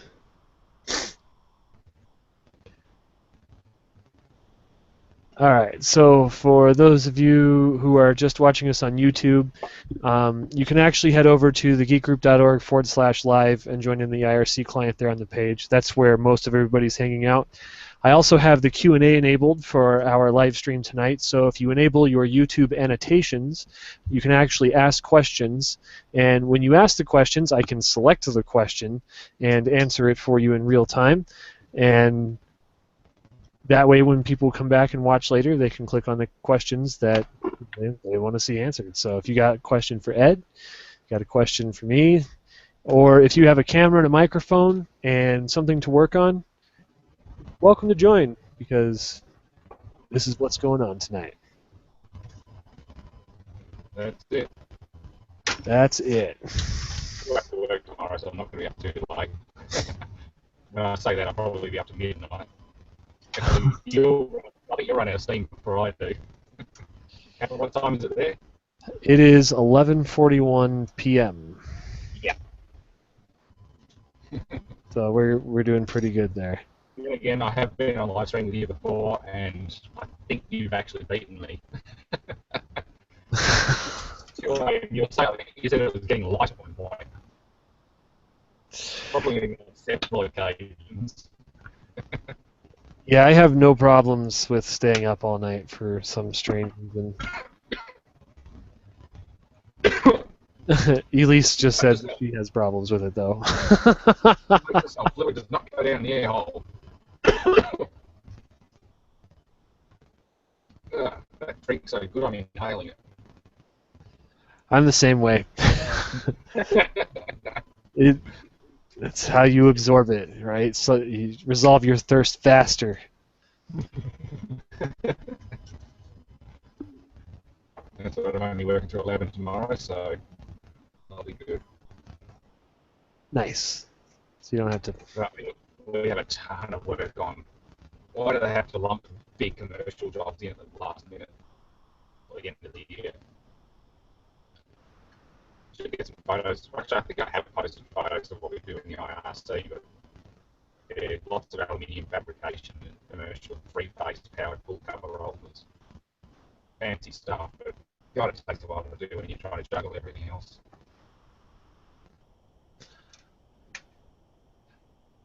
And of course, they want it by the end of the month.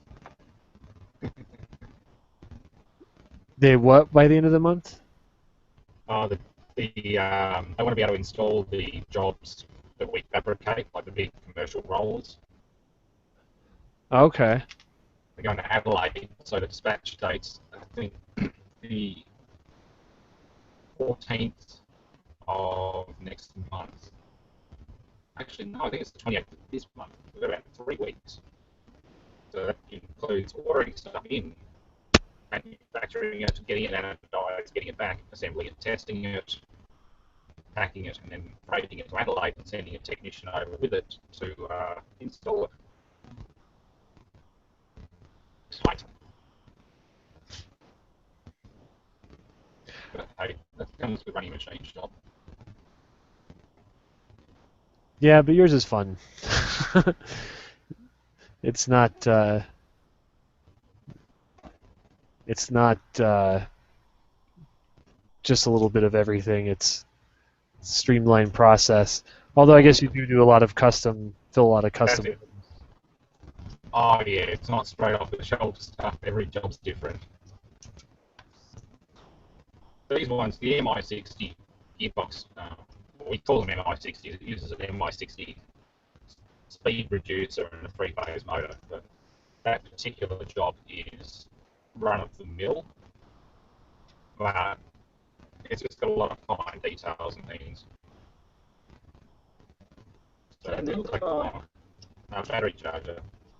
Refurbishing the battery charger. Okay. Turn it into a smart charger to try and revive low power or dying batteries without damaging the plates. Quick zap. Yeah, you push up too much in, you overheat the core and the plates start warping and break up or come short, and that's the end of it. Done that a couple of times too. The charging, drop the cell. Why is it getting so hot? Uh-oh. Why is it emitting steam and hydrogen? Uh-oh. Man, the forklift at the Geek Group, when they charge that thing, it gets bad. It stinks so bad. It's not, after they changed the battery, it was okay, but it still stinks pretty bad. Yeah. Charging SLAs is more fun when they start blowing the vent caps off. I have never had that happen to me, thank goodness.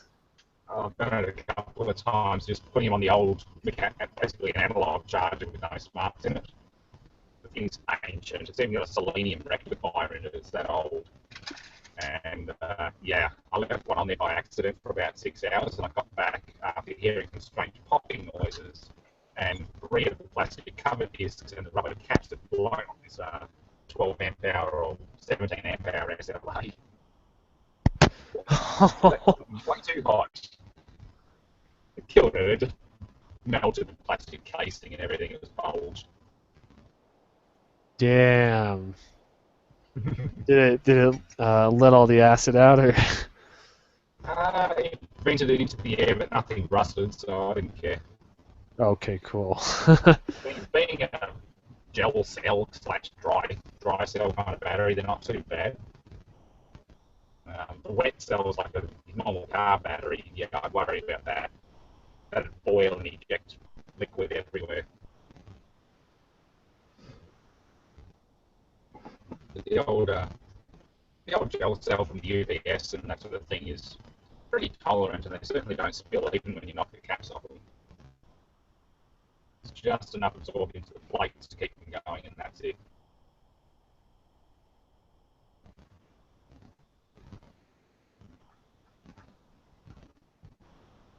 It's my cousin. Oh yeah, it's my video. P55 NE06.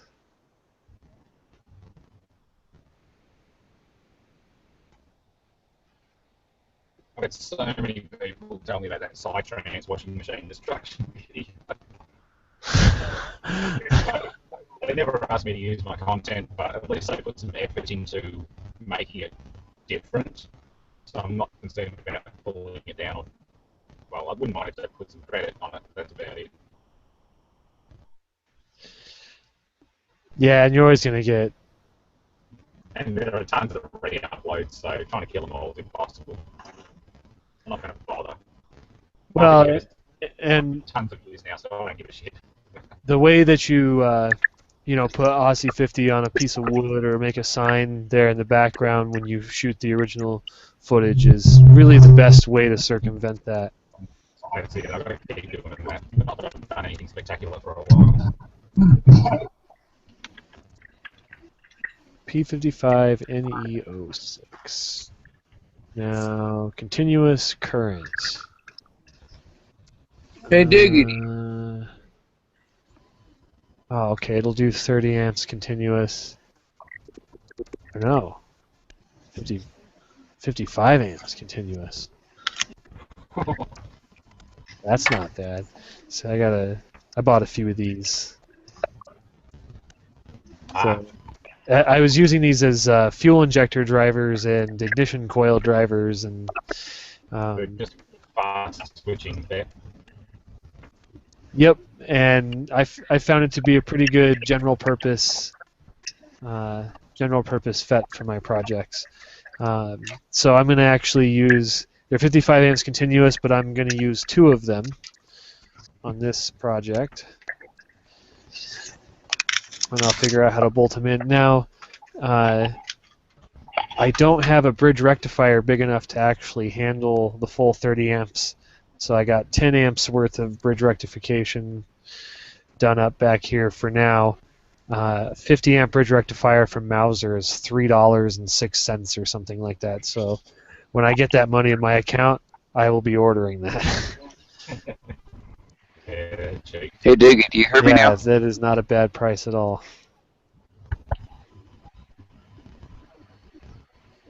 And this will be pretty straightforward.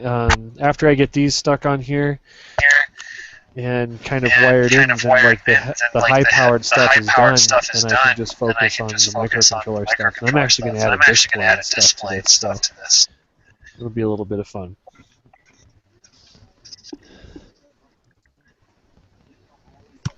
All right. What's up, Brad? He just dropped out again. Oh. Right when I go to say hello. Yeah, I think it's kind of in that way tonight for everyone.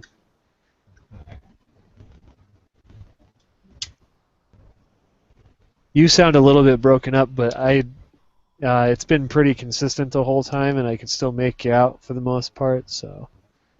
Okay. I'm just buying hardware to upgrade my network. I hope my Mac doesn't have anything to do with it. My DJ buddy ended up, his sister also DJs, and they had an old Apple G4 silver tower, and it had a MIDI card in it, and she would use it to mix custom tracks with the software is called Reason, and it's got like thousands of different sound effects and loops and things, and you can just mix your own track. And since I've never really liked any of the public available music, I don't know, I just never find anything that suits what I like. So I'm going to start making my own music and mixing it in with Hangouts and YouTube videos and stuff.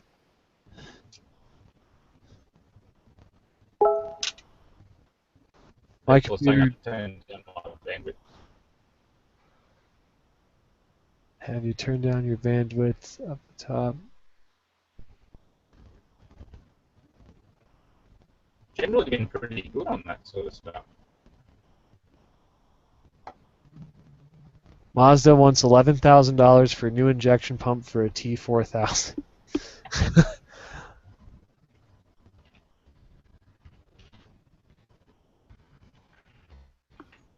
$11,000 is ridiculous. Look at even some of the smaller stuff like the Hyundai Terracan that my friend drives or is trying to sell at the moment. Hyundai wanted $6,000 for that Delphi pump that I brought down, and they want $1,000 each for each injector in it for them. So there's $10,000 just for it to redo the injection system. That's so horrible. I hate to think what Mercedes is to charge for a new pump and injectors for mine. On eBay, one of these brand new is about 700 Australian dollars. You need 5 of them. For Mercedes, they're probably about $1,000, maybe $1,200 each. 5 times 5 plus a pump, which is probably about 5-6 grand. Yeah, diesel stuff's great, but it's just expensive when you really wreck your system and you got to replace everything. I'd just be looking at Rico stuff at this point. I wouldn't spend 10 grand or so on a whole system. And you know, I maybe with injection pumps I could see charging a little bit, but with injectors and stuff, it's not like there's that many components in there. Yeah, maybe it's precision fit stuff, but yeah, precisely made. There's a lot of grinding work and precision fitting done to them. But again, yeah, I don't see how they're that expensive. seems rigged. That is about $1,000 from Hyundai. Made in France by Delphi. You get on Alibaba, you buy the exact same injector, manufactured in France, shipped, sold to China, then sold to Australia, $250. Oh, so it's probably the same manufacturer in that case. It is. It's got the same. Everything is the same. They are OEM. Everything checks out. They're exactly the same. So do you purchase from Alibaba often? No, I've never used it. Terry has. He bought these, and they're successful, but he didn't isolate his initial problem. That vehicle is pulling unfiltered fuel from the tank. It's the bypass valve to the pump for return, and it was the bypass, not a bypass, a check valve, and the check valve had failed, so the pump was favouring pulling fuel from the tank through the return line of its resistance, and it was pulling up unfiltered fuel and murderizing the spill valves in the injectors. So the injectors you'd go from 25,000 psi to 0 with grit in it. It's like a water jet cutter. So it just laps out and grinds out, water jets the spill valve, and all of a sudden they're dumping all their fuel pressure back to the spill line. And the ECU goes, oh shit, low pressure line or low line pressure. Check engine light comes on and the car goes into limp mode, and that's it. It wasn't too hard. Well, it took a little while for them to figure it out, but yeah, what a massive engineering fuck up. Exactly, one little check valve. It seems to me that nobody took the time to stare at the fuel system diagram long enough to think maybe this could be a problem. Yeah, why don't we just send return straight back to tank like they do on Mercedes? Mine does, it goes right back to tank, no problems. So ridiculous. Can't recirculate it, it just cannot recirculate it without having to put it through the filter. Whereas the Hyundai Terra car can recirculate it, or can pull fuel up through the return line if the check valve fails, and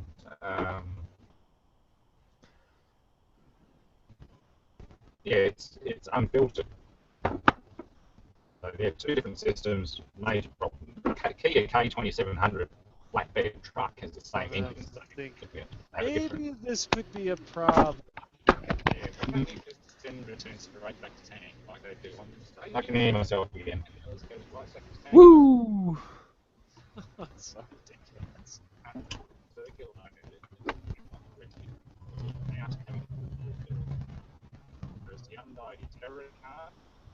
Oh no.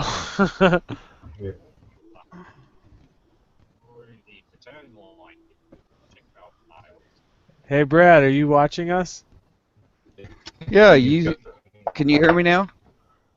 I can hear you, and I can hear me about a minute and a half ago.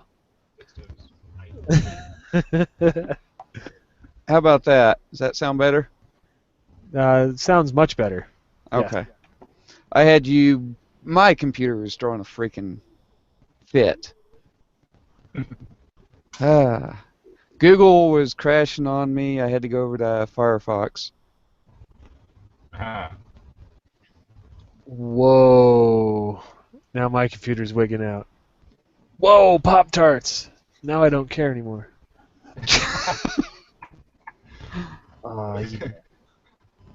Thank you. Alright, so now I'm going to mount my FETs. Do you see me? I do not. You do not. Just your thumbnail. Oh, gotta have the lock washer. Alright.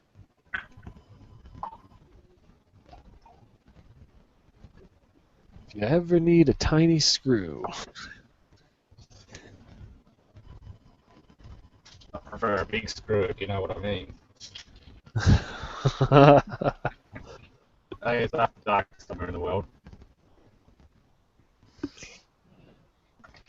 I'm going to change computers here, so give me a second. I'm going to log out and I'll log back in. Okay. Well, you might as well just reboot it. I might do that in the background. Actually, before I do that, let me see if I can get online or not.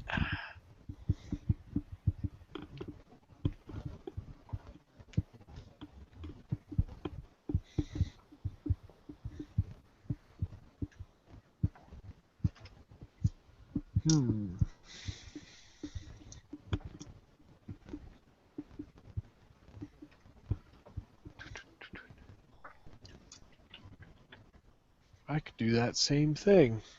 Maybe.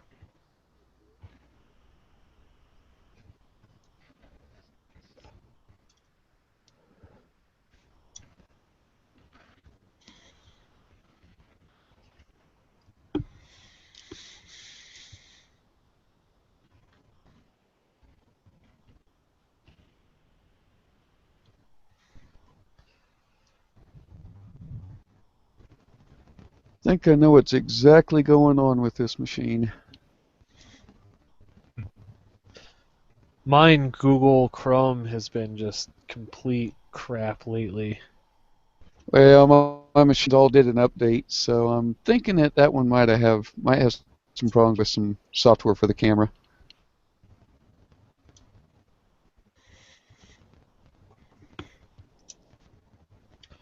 Log me in. Oh, I shouldn't have done that.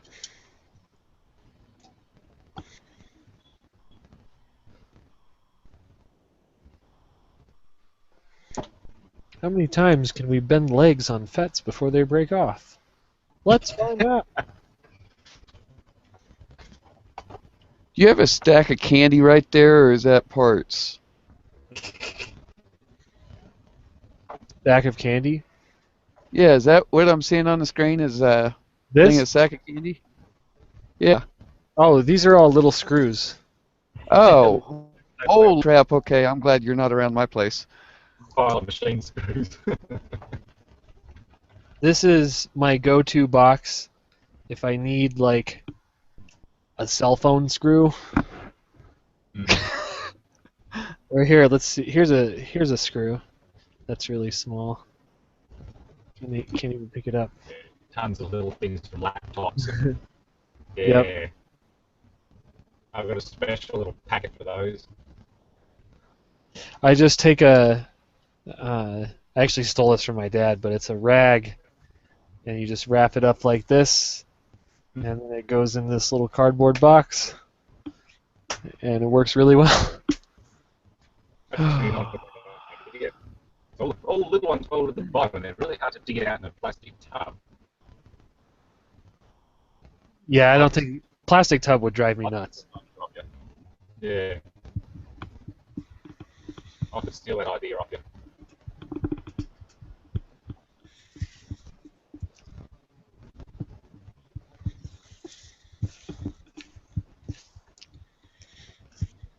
What did they do to Google Chrome on the last update?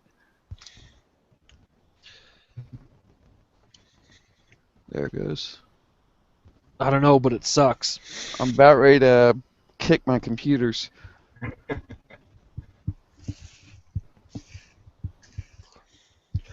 I couldn't get my camera to work at all through Chrome. I had to open Hangouts via Firefox. Well, that's what I'm on right now, but I don't have a clue. It shows my camera, but it doesn't want to connect. Actually, give me a second.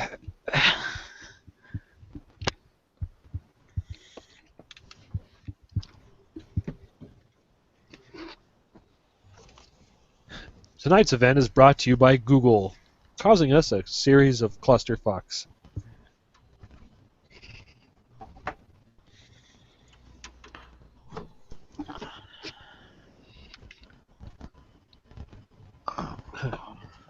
Alex, you should join. No, I'm kidding. You're probably working, so. I think he said he was working. Just finished starting up anymore. Alex, get back to work.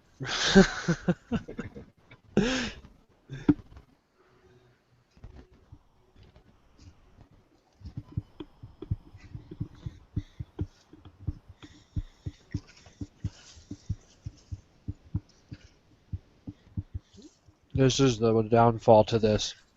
It takes me 5 minutes to find what I need. Okay, you see me now? Yes. Yeah, bad USB port on the computer. Nice. Yeah.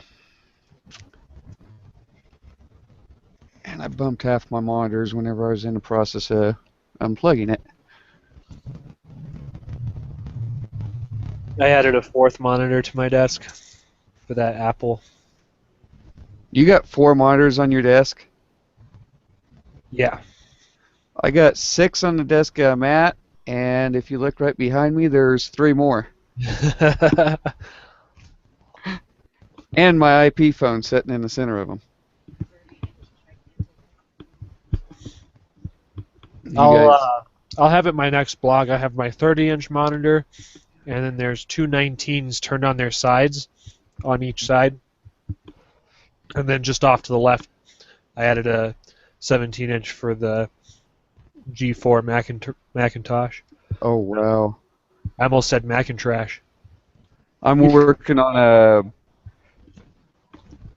a computer desk right now on designs for 6 60-inch monitors on one row, and then I'm going to put a bunch of 24s above them.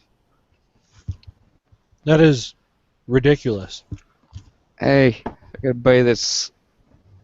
I'm going to be actually up by you, Diggy. Where you moving? Pueblo. Pueblo? Yep. Yeah, that's kind of by us. It's still a ways away, but I'll be traveling up your way a lot. Well, you'll have to drop in and say hello then. Pueblo is really far away. Well, Oh, I I guess know. it's Well, only far away because it's like the that's southernmost part of Colorado. that's as long as they put a price tag on the building that we're trying to buy. We're trying to buy an old Boeing's building at the airport. Oh. Okay. So if they don't give us, they want to, they don't want to sell, they want to sell it, but they don't want to sell it. They want us to do like a 10-year lease on it with a variable price tag on the building. So, after we put all the manufacturing in there and do all the change ups and crap like that and upgrade to the building, and we're just kind of screwed because they can change the price on the building that way.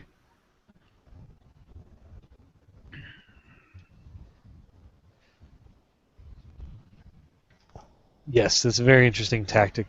And And it sucks. That's all I can say. It just sucks. hopefully I can just purchase a shop building outright. Well, the building that we're looking at is only $1 million, but that's what they priced it out at. But that doesn't mean a whole hell of a lot.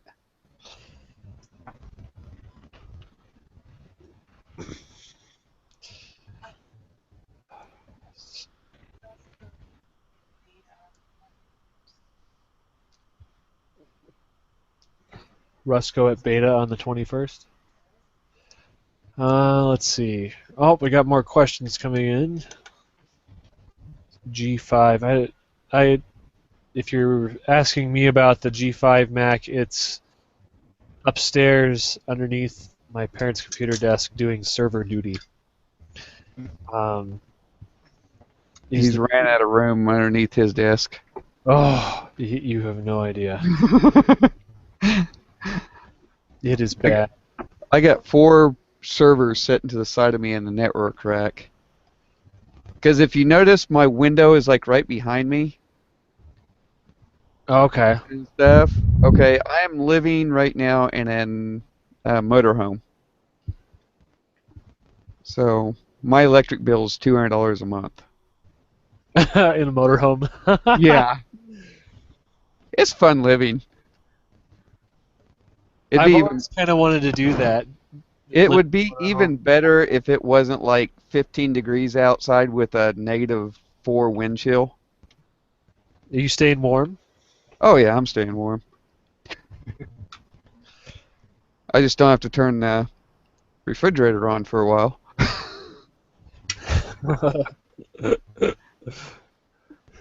No, all these computers and monitors running in here, it stays pretty warm.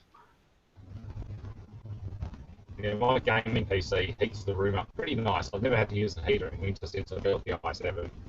Yeah. A 46-inch screen, which often I fall asleep with that on, that makes a little bit of warmth, but that big graphics card, that just, by default, the fan's about 40% rather than 10%, and it just, yeah. You just hear a bit of a whir, and you put your hand down the back, and it just feels like a blow heater when you're running video. Wow. Not so good in summertime. Well, I found out that my computer just, it's one that I don't really take care of very good because I do everything else for everybody else, so I never have time to handle my own stuff. The shoemaker's kids have no shoes. Exactly. So, yep. Plus, So it the other doesn't day I decided to pull it all apart and clean it out. Found out I had 2 fans in the computer that were no longer working. Yeah. So I was like, oh, well, no wonder my keyboard and mouse only work half the time. Wait a minute. That's why you're losing USB ports. Well, it's probably what caused that one to burn out. I've got I took one fan out, and the other fan I was able to kind of make it work enough to where the video card's not going to crash on me.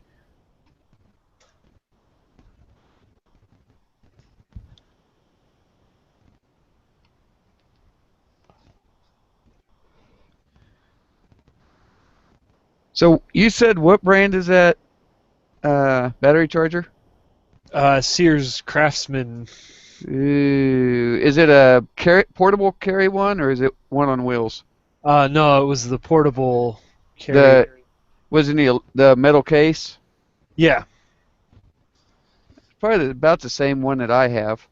It's Yeah, older model, isn't it? where's the front to it? Here, it's this. Oh no, mine's bigger than that. Mine's not diehard. So mine's like industrial grade. Mine's got a 200 amp max on it with a 400 amp boost. This had oh wow, this only did 10 amps before?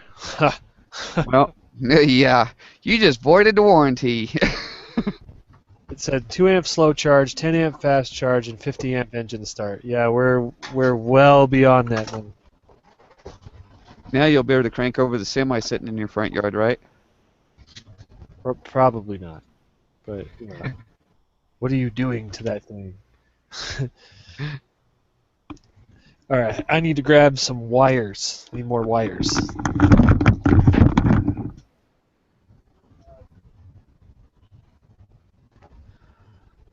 So Ed, what's going on up your way? Worked off my feet.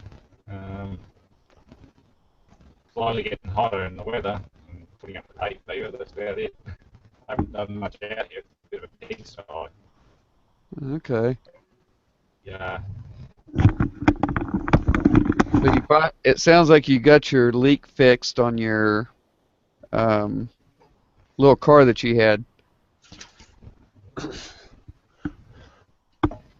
Oh, the fuel. Yeah. Yeah, there's air getting in through one of the old O-ring fittings or something, so I just replaced everything. Okay.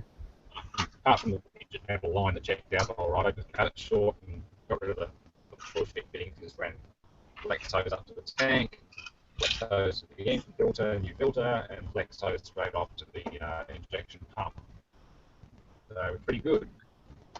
Still need to replace a couple of leaky injectors, but I'll send a trio of them off to Rico next week, and should be able to swap them over. Okay. Well, Hey, flow test and analysis is $60 a unit. I'll get them to test them. If none of them come up good, I'll just say, look, Rico a lot of them, 230 each. Otherwise, if one or two of them come up good, I might just say, look, send them back. I'll pay you for that, and I'll just swap a couple of them at a time.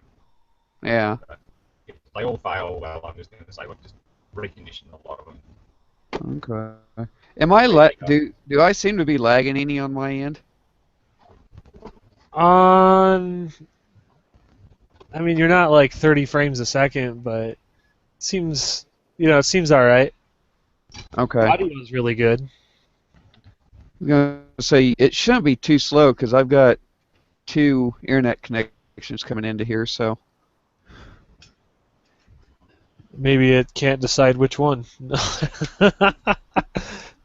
I should should be Really, you sound just fine. I wouldn't sweat. Okay. I'll turn my bandwidth usage down a lot. Hopefully, I'm not. Oh, are you limiting your bandwidth, Ed? Yeah. Well, that's no Fine. fun. I'm upgrading my system with some new gear. I'll do a couple of unboxings. Load balance. Ooh. I don't have that style, but I got a Netgear one that does the same thing. Seems to work pretty nice. This is a component for the rack. Modem, router. no more in one plasticky overheating modem router combo thingies just hate me. Ed, I'm having a lot of trouble hearing you. Sorry, that was on my end. That was you, Brad? Well, why are you Yes. causing problems? I know. I was trying to copy and paste a link to you for you guys to watch, and it just kind of went nuts. I was saying to Toogie, I'm going full component for my internet at the moment and gigabit network. How long have you been using that for? Mine, Yeah. my current setup, parts of it date back to the early Ed Systems era, about 6 years ago. The Ethernet cable running out here is made out of about 4 or 5 short Ethernet cables, basically soldered and heat shrunk together, and it's done very well so far. But now I think it's time to run everything in. I've got the proper crimp terminal tool, I've got patch tools, I've got patch panels, switches, routers, everything. I'm just going to pull all the old cable out and run everything brand new in. That sounds like that's exactly what you need too. Hopefully, and also put it on its own cable trays away from the mains power. It's not going to run in with a bundle of mains leads. Yeah, and that's the biggest killer of Interference. bandwidth. Yeah, and it is EMI. I should Got it out actually of the get a run box. Cat 6T shielded to do the shed run. Yeah, beautiful. Still not cheap. It's about $127 just for the router, but it's better than buying a $600 or $230 19-inch rack mount one with a million functions that I don't even need, as a few people pointed out. Now, that is a Mm. that is a dual WAN, isn't it? Yes. Yeah. Do you actually have 2 internet connections coming in? No, but I can. You can. I can and probably will. Yeah, no, it's future proof and it's affordable. It's not Rolls Royce, but it'll do the job really well. So for $127, I'm not going to complain. The other option was bigger, like a full 19-inch rack mount one, and it had a lot of features, and people were just saying, right, you don't really need this, or it's just overkill, or if it's going to be a pain to set it up. But it would have been nice. I mean, it's got built-in firewall, built-in DDoS attack prevention or protection. It's got built-in this, that, and the other. The list was a mile long. It was quite impressive. But it's about $230, $240. That would definitely take the place of like one whole server here. Save on some electricity. Well, that's what, well, Julian was saying just build my own gateway, which, again, you can make it out of a fairly low-power system. Oh yeah, you could use a Pentium 3 with a couple of gigabit Ethernet cards, and you just run PF Exactly. and Yep. you're pretty much good to go. We can do that. We can build one of them. Yeah, but I mean, still, it kind of doesn't compare to having. It's a very nice racking out plug-and-play solution. Exactly. Probably in the future. It'll take a bit to set it up, but once it's done, and you can forget about it. It's like a small business / enterprise kind of thing. As people said, it's overkill for what I do, but hey, I could be doing more in the future. I hope I am. Exactly. You give yourself a little bit of headroom to broaden your horizons. Yeah. I know it's just gone, but it's not.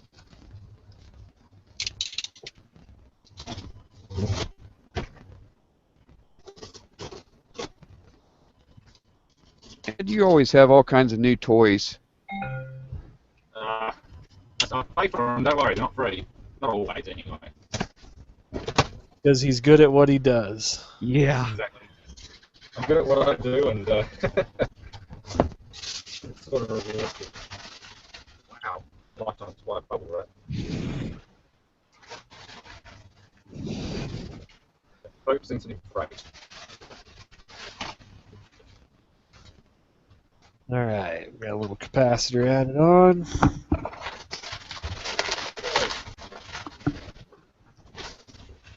Not doing easy doing unboxing like this.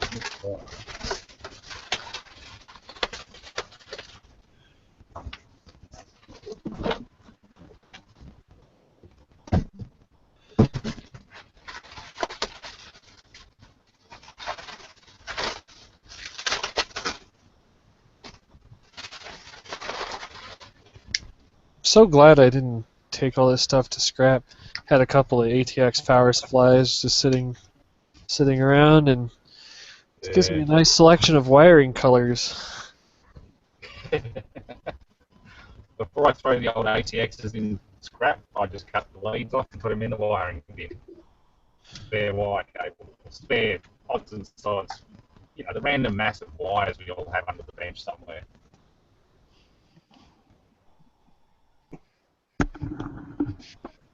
At least I do anyway.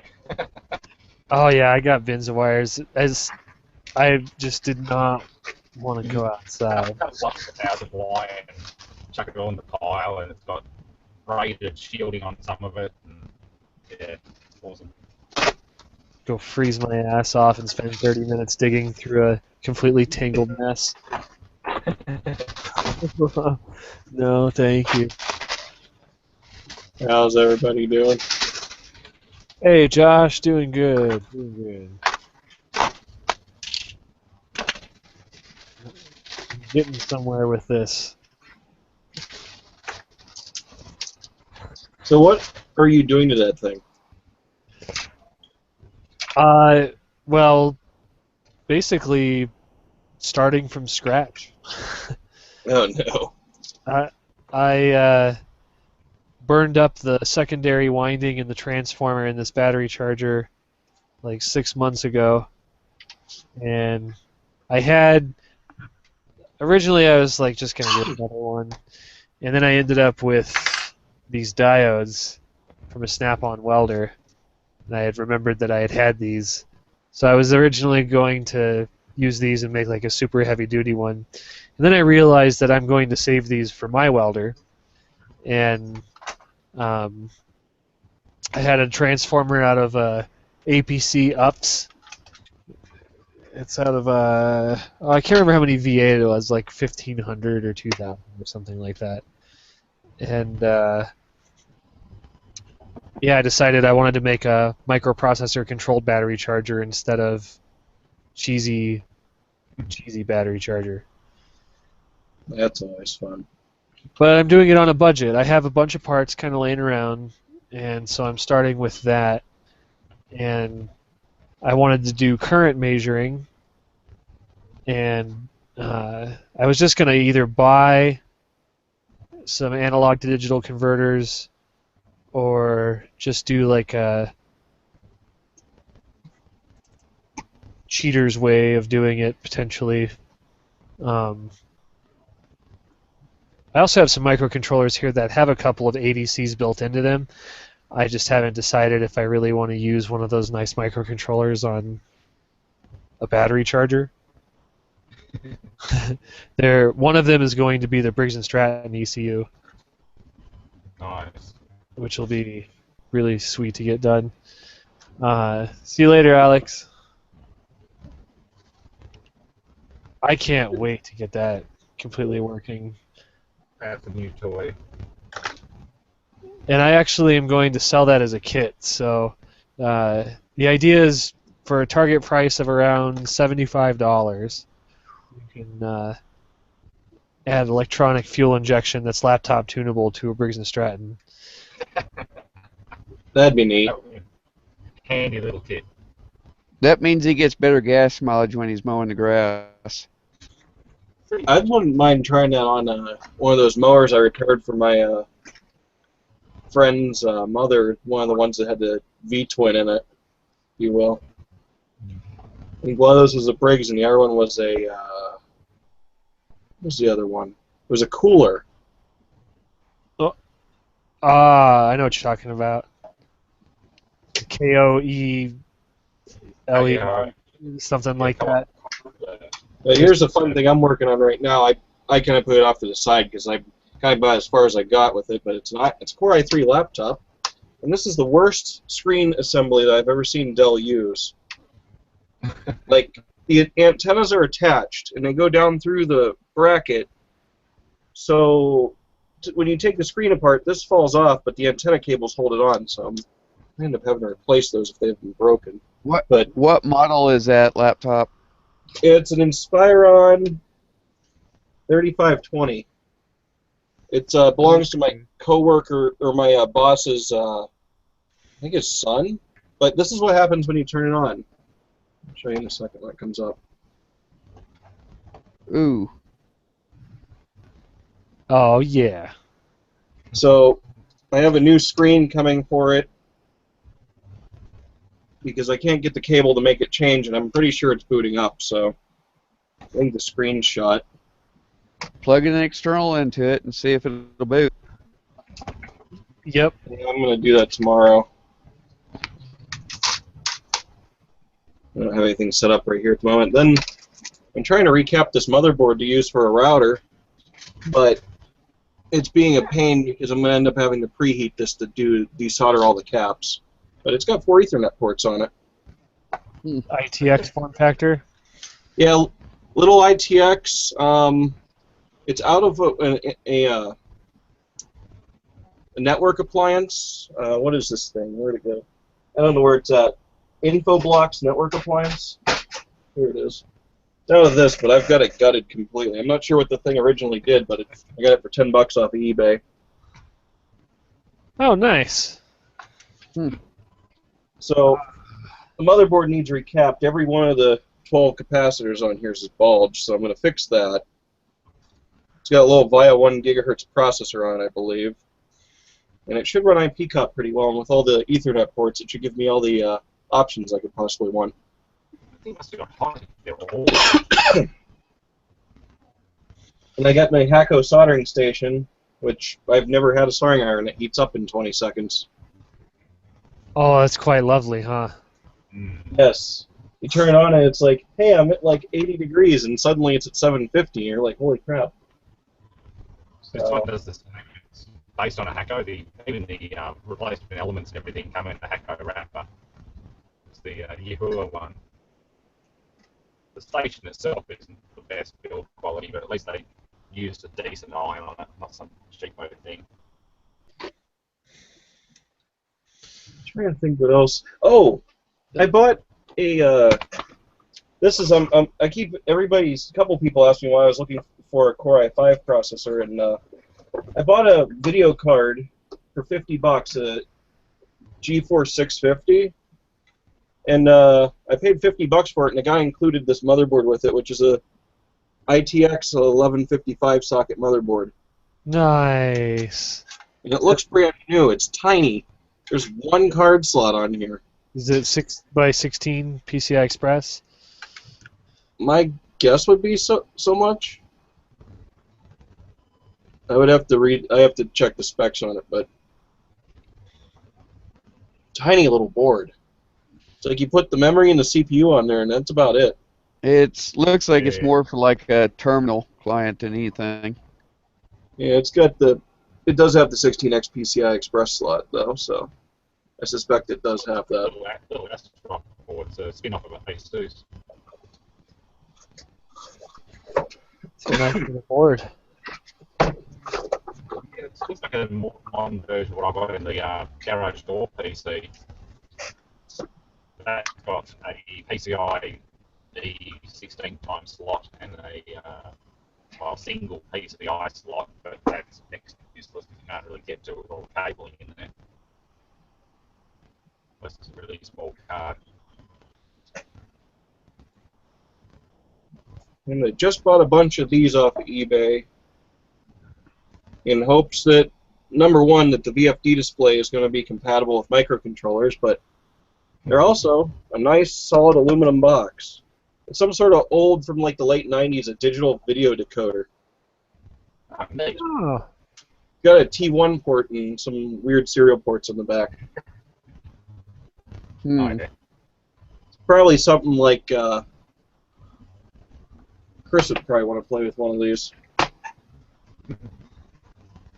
I'm going to scrap that Sony home VHS editing system this weekend. Missing most of the important interface parts like the image scanner and the control pad, so it's a good parts set. Probably sold in the early 90s for Sony VHS home editing. I'll pull this thing open and show you guys what's inside. Yeah, the whole casing on it's aluminum.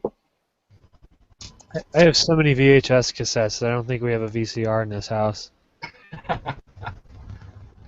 I don't have many, but I've got like trilogies like Star Trek and Aliens and all that sort of stuff still on VHS. Early Stargate. Diggy, just go down the block to the garage sale. I'm sure you can pick one up for a couple bucks. You want a VHS player? I've got about 78 of them. If you've ever watched Cowboy Bebop, I'm like that guy in that shop that just had all the VCRs. You built a fort out of them. I was just happened to be lucky enough that my boss was like, hey, there's a video studio that we have work done by, and he's cleaning out all his old VHS decks they use for duplicating. Do you want them? And drove over there and got 2 carloads full of VHS decks. And supposedly they're all studio quality. Oh, eBay. Especially in the future, you'll find a lot of people going to go nuts over. Oh yeah, that's It's future fun hipster enough. treasure trove. Selling floppy drives. VHS will be like the 5 1/4 inch floppy drive is today. You get $20-30 each for them today.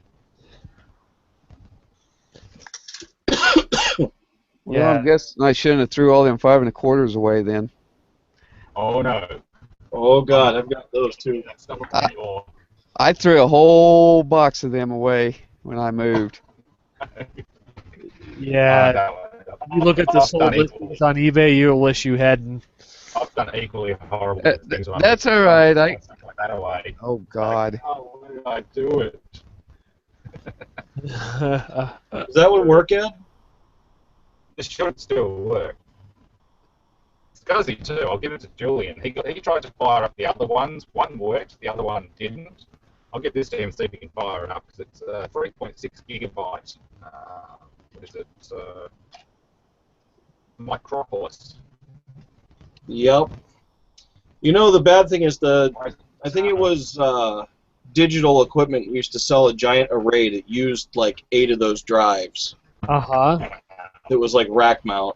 I That would be like remember 20,000. hearing the sound of one of them things running, and it was just retarded.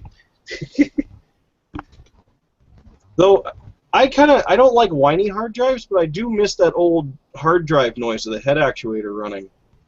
Ah, the stepper motor. I used to love booting up my old Pentium 1s that had like the 1 and 2 gig hard drives in them. The beautiful whirring noise in the sound of the head. Space than your PC. Or nice polished aluminum. Yeah, I don't know if you guys can see this, but there's a little Noratec VFD in there. VFD display right in the top. I'm going to take those out. You should be able to drive that. Noritake makes nice displays. I think you will be pleased. Yeah, we'll see what happens. They should be a normal parallel interface given the number of lines here. You gotta love the old rainbow ribbon cable. And there's a nice power supply in here too, a little 12 and 5 volt power supply. So I feel like these are gonna, paying $5 a piece for these, I think these are gonna make nice project boxes on top of the fact that there's some salvageable stuff in here. I don't know what I'm gonna do with the digital board, but looks like there's an MPEG 2 decoder, a Xilinx chip, and Yeah, I'll be up in a minute. DSP in here. And an analog devices sound port chip. Where the hell that is.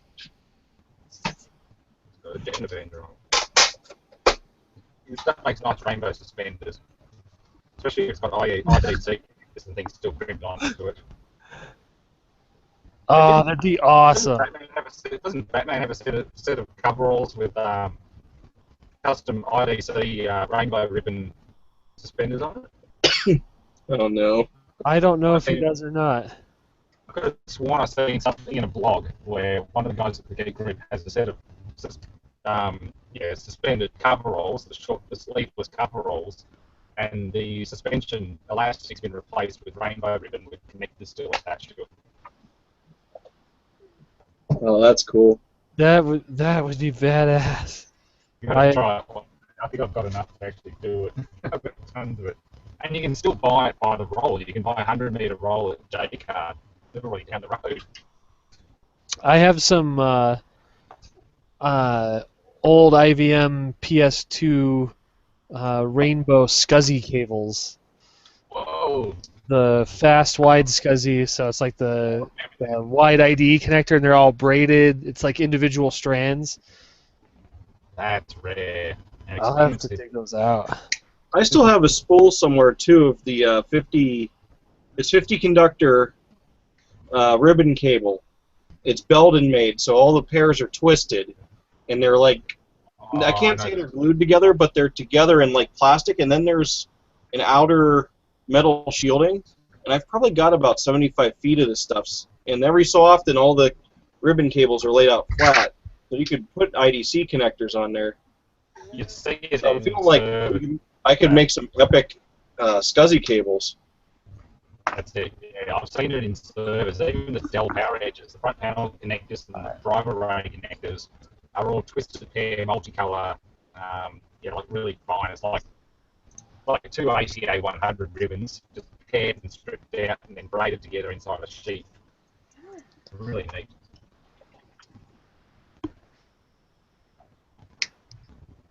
I also just picked this up. It's another Dell B630, but I wasn't expecting it to be this beat up.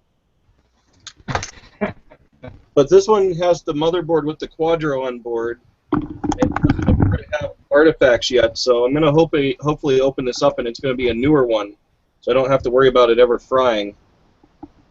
I'll be back. The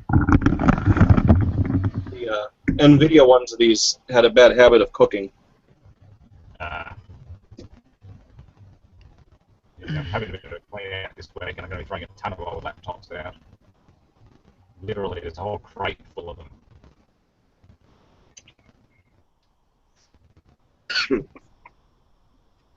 Got this stupid lingering cold. And then Newegg sent me this recently to test out. This is my next test item. It's a 1 terabyte wireless hard drive, and it's got a battery in it, so I could just turn it on right now. USB 3.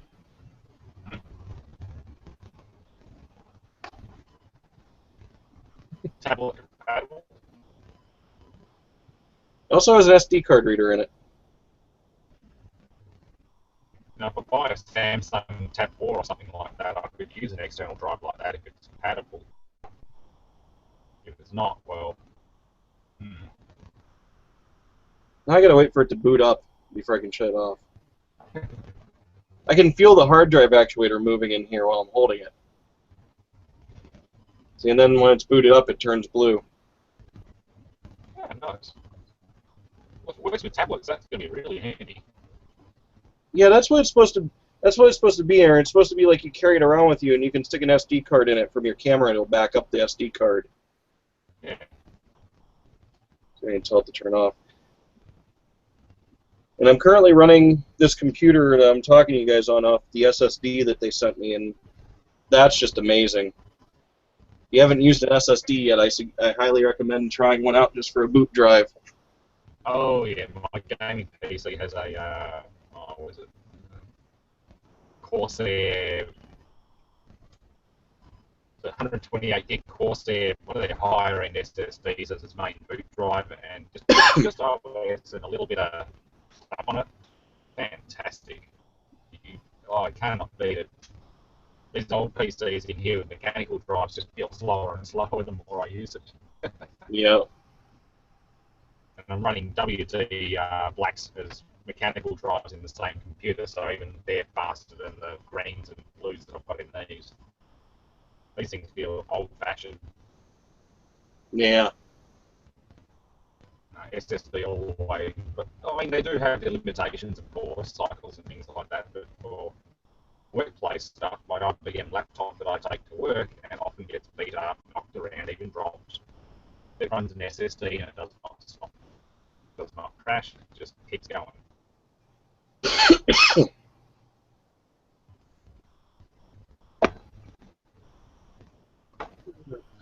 trying to think what else I've got going on. I came up with a name for my capacitor bank I'm going to build. I'm going to call it Project DERP. And it's going to be Destructive Energy Repository Project. The Sparky project helped me do a little bit of math on it, and it's going to be 3,200 volts at 680 microfarads capacity. So Kick to it. it's going to be able to. It's going to. Actually, I was thinking about running a coil gun off of it and see what I could get to happen with a half-decent coil gun setup. Yeah, Julian wants to build a coil gun with me one day. Might have to get that big back capacitors out one day. Oh yeah. They're 6,800 microfarad, 600 volt DC each, and there's about 28 of them inside that bank. It's like one tray of bumpers caps. I think someone calculated it's about 6.8 kilojoules at 500 volts DC. Yeah, I haven't done all the math yet on mine to figure out what the instantaneous output's going to be, and I got to figure out a contactor for it.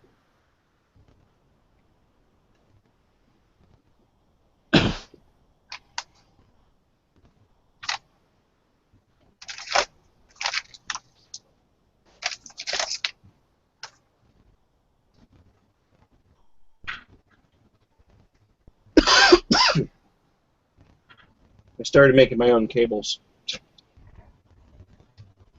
You know, I'm so tempted now to get a modular power supply and then make my own custom cables for it. All the length for the case and with custom colors. Nice. I actually had these together originally for the Bitcoin miners I was running.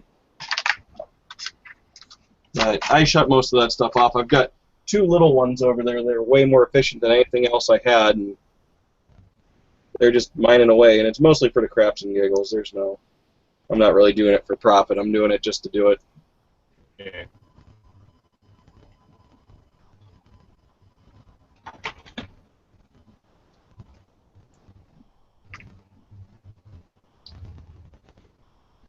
Yeah, somewhere over there I've got one of those Micropolis drives, but I don't think I know where it is at the moment. It's buried. Yeah, I'll have to get this one to Julian so he can get it going. It'd be nice to know if it works.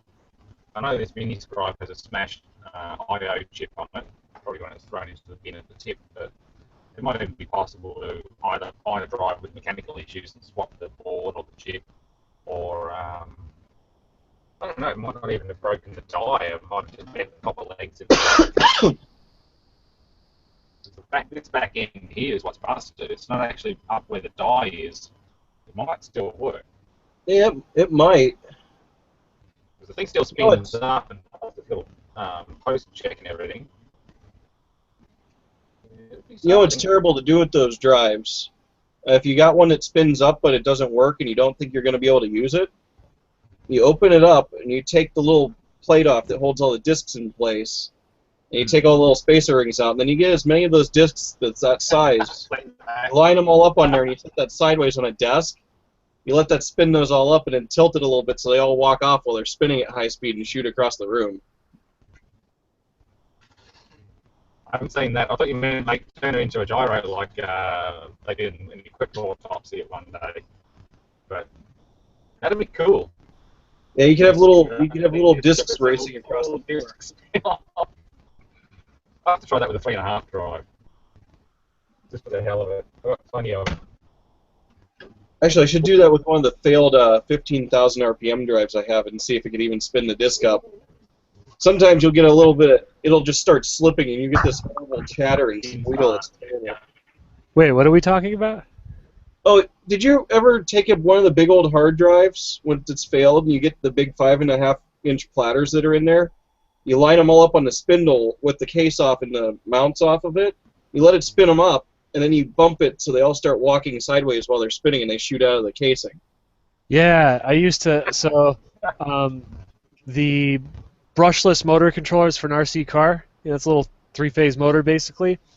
I take a Barracuda drive, like the 3.5-inch, but the full height one, and you take the circuit card off the bottom and you solder up some wires to the motor spindle motor itself, and I shit you not, you can get like 60,000 RPM out of one of those. And what I would do is I'd take all the spacers out between the platters, and then I had a bunch of extra platters, so I would just stack them all so it was solid platters, and I'd spin that thing up as fast as I could, and then yeah, I'd walk it over to the side, and like 24 platters go rocketing off. And since I was in the upstairs of this house, it would like go out of my room, down the hallway, down the stairs, and like make this god awful noise in the dining room. Oh, it's so much I fun. wish I could have tried it with this, but Julian's already cut the cable off it. You'd see that I gave him out of a lot. Or the one that he picked out, I think, or whatever. But Well, you should be able to just strip the control board off the bottom of that, so you're down to only the spindle motor wires, and then you can get one of those I was thinking that. brushless motor controllers and throw it on. He brought it over here so he could spin it up with the Dremel, and it got to some ridiculous speed. It was probably doing 20,000 RPM. And we were just shoving bits of soft PVC in between it and the casing and making a mess. But, yeah, I reckon spinning it up on the floor with the platters all loose, spinning it up to about 20k, and then just tip it like that. Yeah, screw running it with the motor. We don't need the motor. Oh, if you're watching Julian, you know what we're doing next weekend, or this coming Saturday. Through long grass. Actually, do I still have the plug wired up to this? So now you got me sidetracked. Right, they're one of the later, thinner discs. I guess being a SCSI, it's newer technology. But at least there are 2, 4, 6 of them.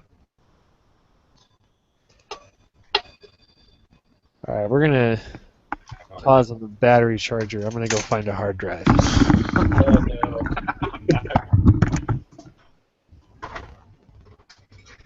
Somebody just had to give him the idea. Yep. I want to do the same. I've got about 100 pounds of scrap hard drive sitting in a box somewhere. You ever made a hard drive speaker? I had been stereo in hard drive groups, too. speakers at one point. Googly eyes. Giving it a weird look.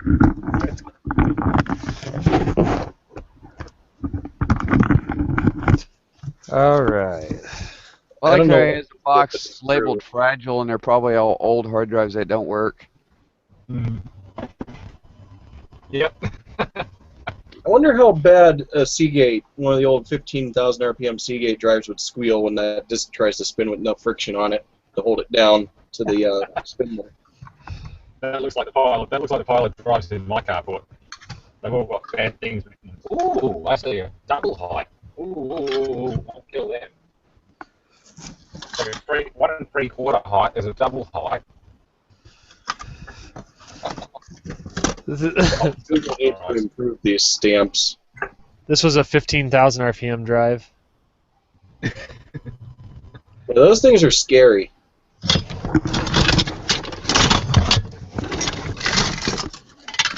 Oh, here was one I was running off the motor controller.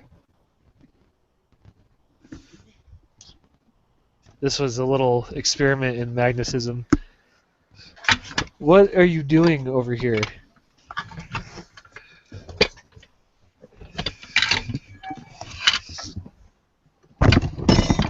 Ah! Alright, so This Seagate Cheetah is going to be our victim.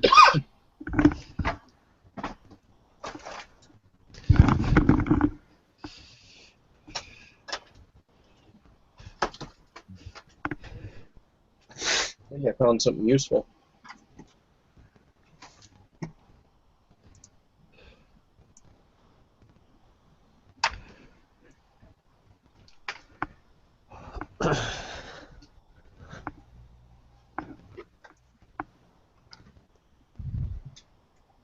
Oh, oops, tools is the next one down.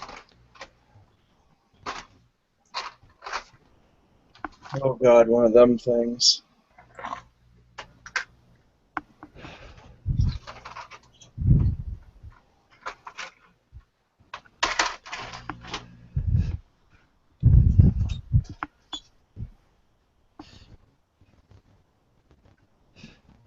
I'm distracting people from their projects. You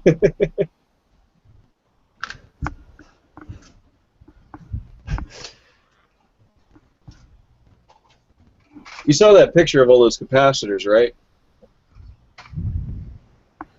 I thought so. It's a big box of Cornell Dubilier capacitors. Oh, yes, I remember now. Oh, did you see this laptop? I was showing you pseudos this. I forget if you guys were around. You were around for it or not. I want to get a power supply for it and see if it'll turn on. That a Contura Arrow? Or Or no, it's just a 410C. 410. Ah. Got the big beefy handle on the back. And you know, given the fact that the battery's a nickel metal hydrate, it might still hold a charge. You know, actually, oh, it's under a couple other things. That's how I got this one laptop to work. The charger was bad, and the nickel metal hydride battery that was in it was basically 4 D cells, and so I took 4 Duracell D cells, stuck them in the battery compartment, and just bent up a little metal tab to bridge them on the backside, wedged it, shut the battery door, and was able to power it up. Nice. That's always fun. Too bad the hard drive shot in it. It's got this proprietary connector on it, so it's going to take some work, but I think I'm going to make a compact flash to IDE it after. Alright, let's see what we got.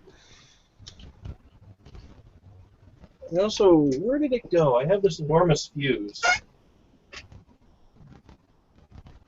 Where did it go? It's over here.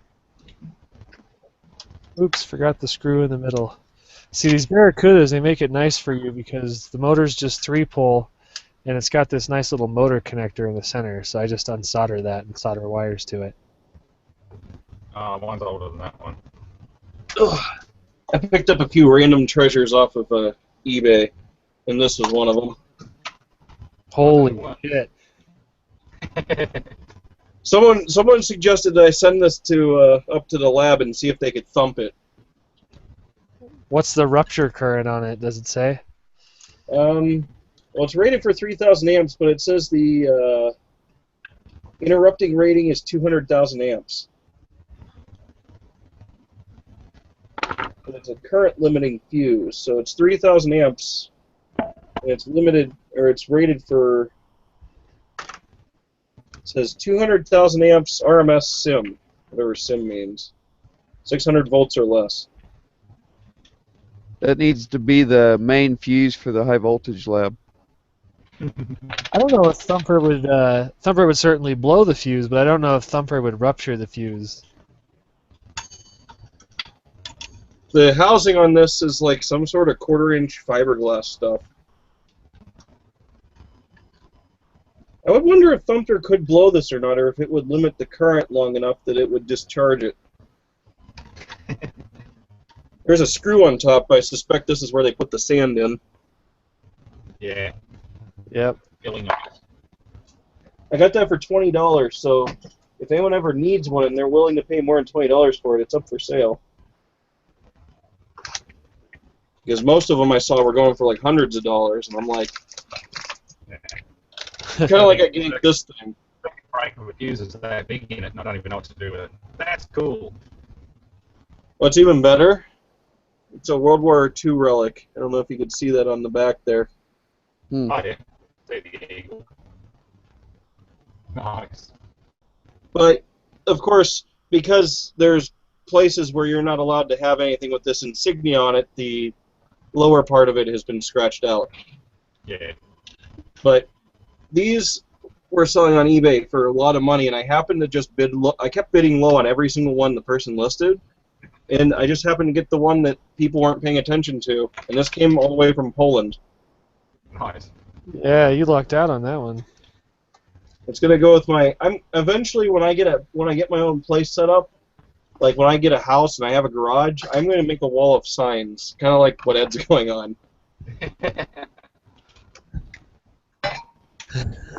Eventually, I've got a license plate for Ed. One of my old ones. Yeah, I still got everything for Ed. I got a huge sign collection that I didn't ever bring with me. Yeah, I've been meaning to send stuff to the lab for you, but that's happened. I will eventually, because you were doing that phase change computer case and that stopped all of a sudden. So you're still doing that. I'll send you a site class and a TX file if you need it. Yes, I did bring the computer case back with me, and that is still totally happening. Cool. And it'll be nice, like, now that I got everything kind of falling into place. A year from now, it won't be a problem getting the parts cut out on the machinery or even having time for it. At least I'll be able to set aside time for it. As well. Alright, now I gotta get the head assembly out. Nice. This one doesn't need feedback from the head. It's just running with nothing attached to it. I've taken the whole head arm and everything off. It's just running flat out. You lucked out. It's one of the older Barracudas. It's an old 80 gig. This one is 9, or this was 18, I think. I lost the top already. We didn't need that bit.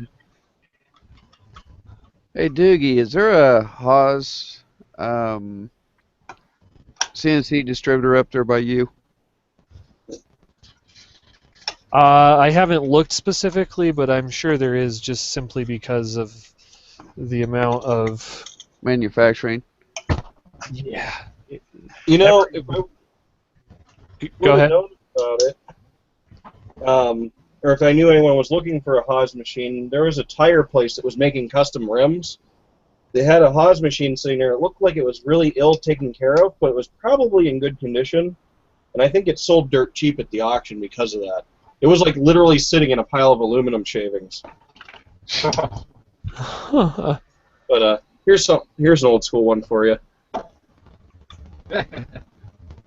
Wow. Oh, I got a box of 20 yeah, of those in the closet.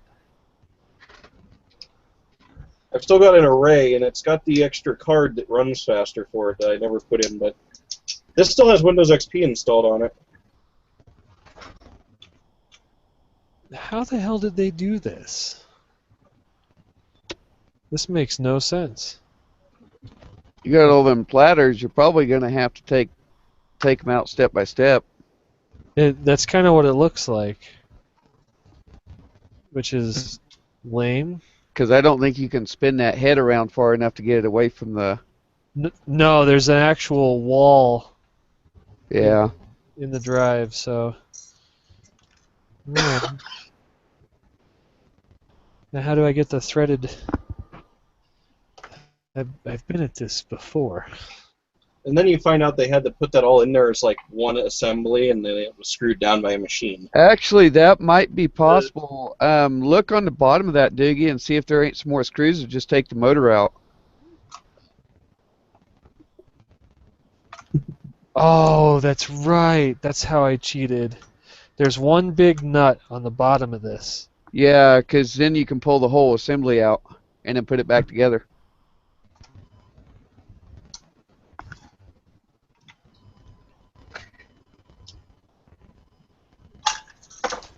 There you go. So many bladders. You can make a fan out of that thing. Be a hell of a gyro, wouldn't it? Tesla turbine. Yeah. Turn my mic. People are complaining about being too quiet. You should, Oh. that would totally be worth blowing some compressed air through to see what it would do. Oh yeah, you know what I can do now? I can flip this over. I don't think it'll fit. I don't think the motor connector will plug in if I do it that way. All right, we'll do it this way for now. And whenever you're out this way again, Doogie, definitely let me know. The server's sitting here with your name on it. Yes, save it for me. I will be out that way again very soon. I'll be flying back and forth to North Carolina, but once the snow goes away, I plan on driving, which means that I will be able to come hang out and visit. Okay, our drive is ready. Now the other half. I would definitely be up for it. If Ed ever gets over here, if he's ever up this way, we'll go shoot. Yeah, definitely gotta go shooting. Don't get to play with the toys you do over here.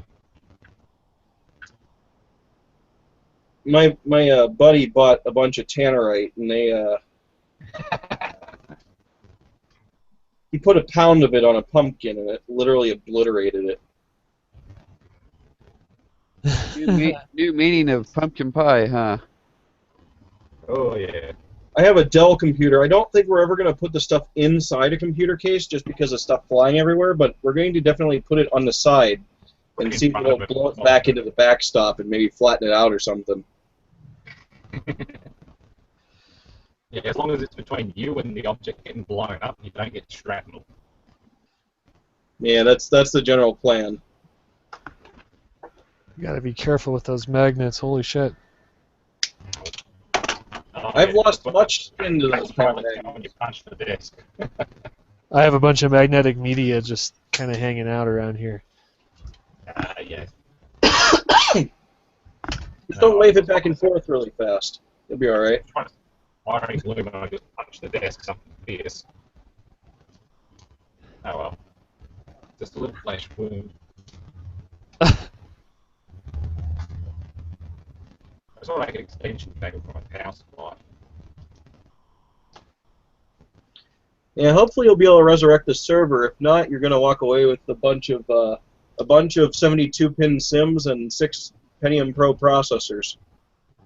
So Oh, I will re-resurrect that server. it's a win-win. If that motherboard's too damaged, it's still definitely a win-win on either way.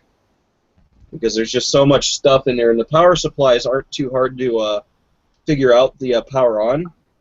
I turned one of the old power supplies from the third Unisys we had into a bench supply.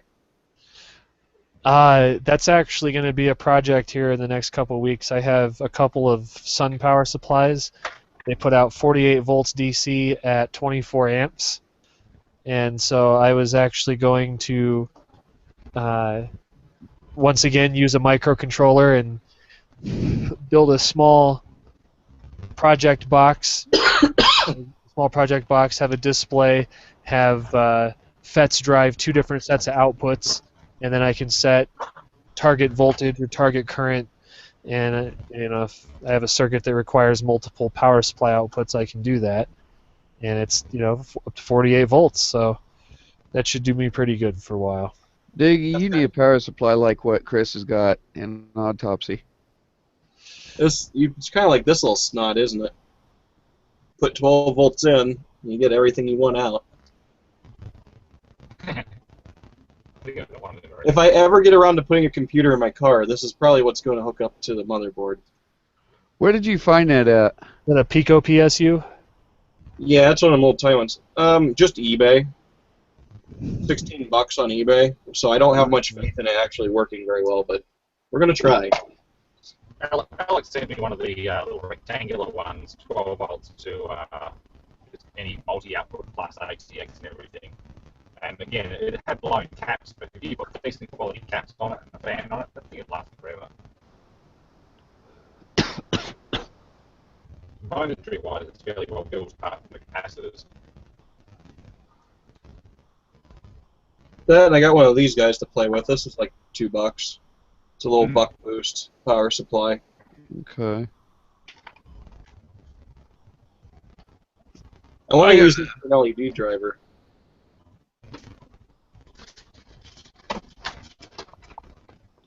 But once I get either an i5 processor or I get some of these little micro or mini ITX boards I picked up running, I'm definitely going to, when I join you guys on these hangouts, I'll probably be joining you guys from the workbench at some point, so I'll actually be able to work on some stuff. The desk space is kind of limited. Yeah, that's what I want to, or the direction I would love to take this is where we have nights where we're hanging out and we're also working on stuff live. Yes. There seems to be a demand for people who just like to watch the entire process, start to finish. Yeah, that's like the people that like to watch. Same thing with like video games. I mean, it's a different thing, but in the same context, people like to watch people play video games on YouTube now, which is crazy. Oh, yeah. But heck, I'm a those are all things I like doing, and I definitely would like to contribute. Hey, Diggy, would you use something like these? These are little 110 AC to 12 volt DC power supplies. Yeah, those are cute. They're very handy for things. It's a little 3 amp unit. That's how I fixed the LCD smart TV I got one time. Yeah. I used Yeah, they're them. only like $5 a piece. Yeah, I just purchased something like 2 of those for work. Fixing them though, and putting some new LED lighting in some of our display cases for our little prize area. Are they the ThinkPad brand? Was it you purchased? The ones I purchased are Meanwell. Okay. Yeah, these are ThinkPad. We bought them for running some microcontrollers.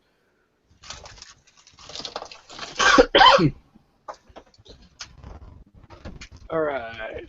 12 Yeah, volts. do you when I was working on that switch mode power supply and I was talking to Opossum a lot about it, I think I made mention that he helped me fix it for a TV recently, probably about 3 or 4 months ago. I just came across someone who has another one of those TVs who just spent $200 and replaced it with a Westinghouse TV, and I'm like, you know, I could fix that monitor for you. Yeah, I've got some they're friends of my grandma. Their family, they own a very small arcade and like bounce around place with like inflatables.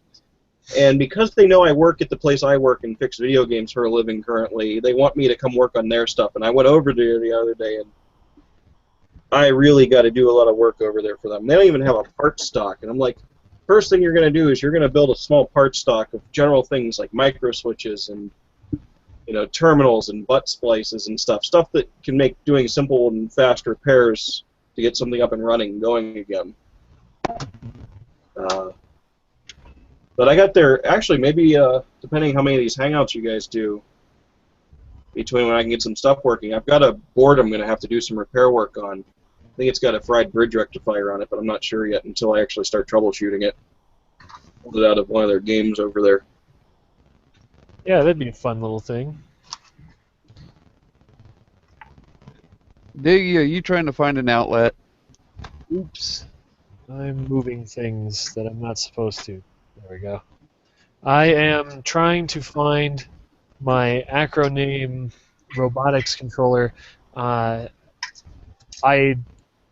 It's gonna take me too much time to find my RC transmitter and receiver. So I have this thing where I can just drive servo outputs with it. If I can find it, I don't even know where it is. I haven't seen it in a while. Story of my life. Sounds like everybody who works on stuff and has a workshop.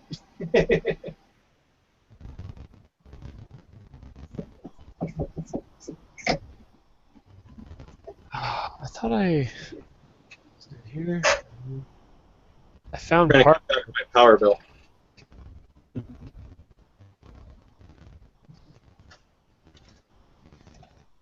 Nice You wouldn't believe this. It actually puts out white light, not yellow. Hmm.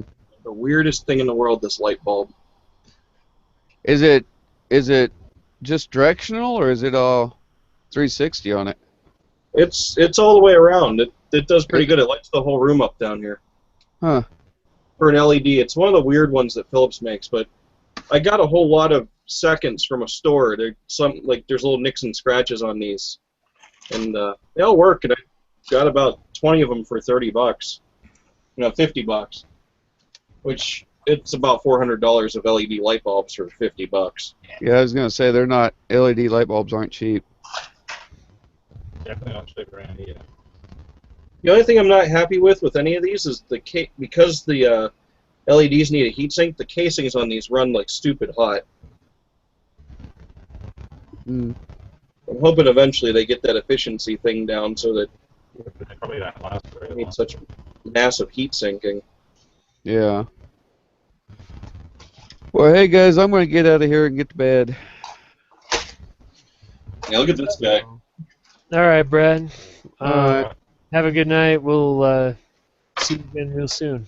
All right. Talk to you later. Bye. See you guys.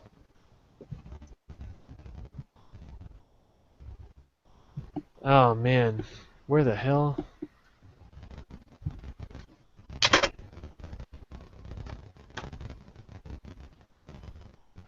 Should have just built one of those when I had the chance. A little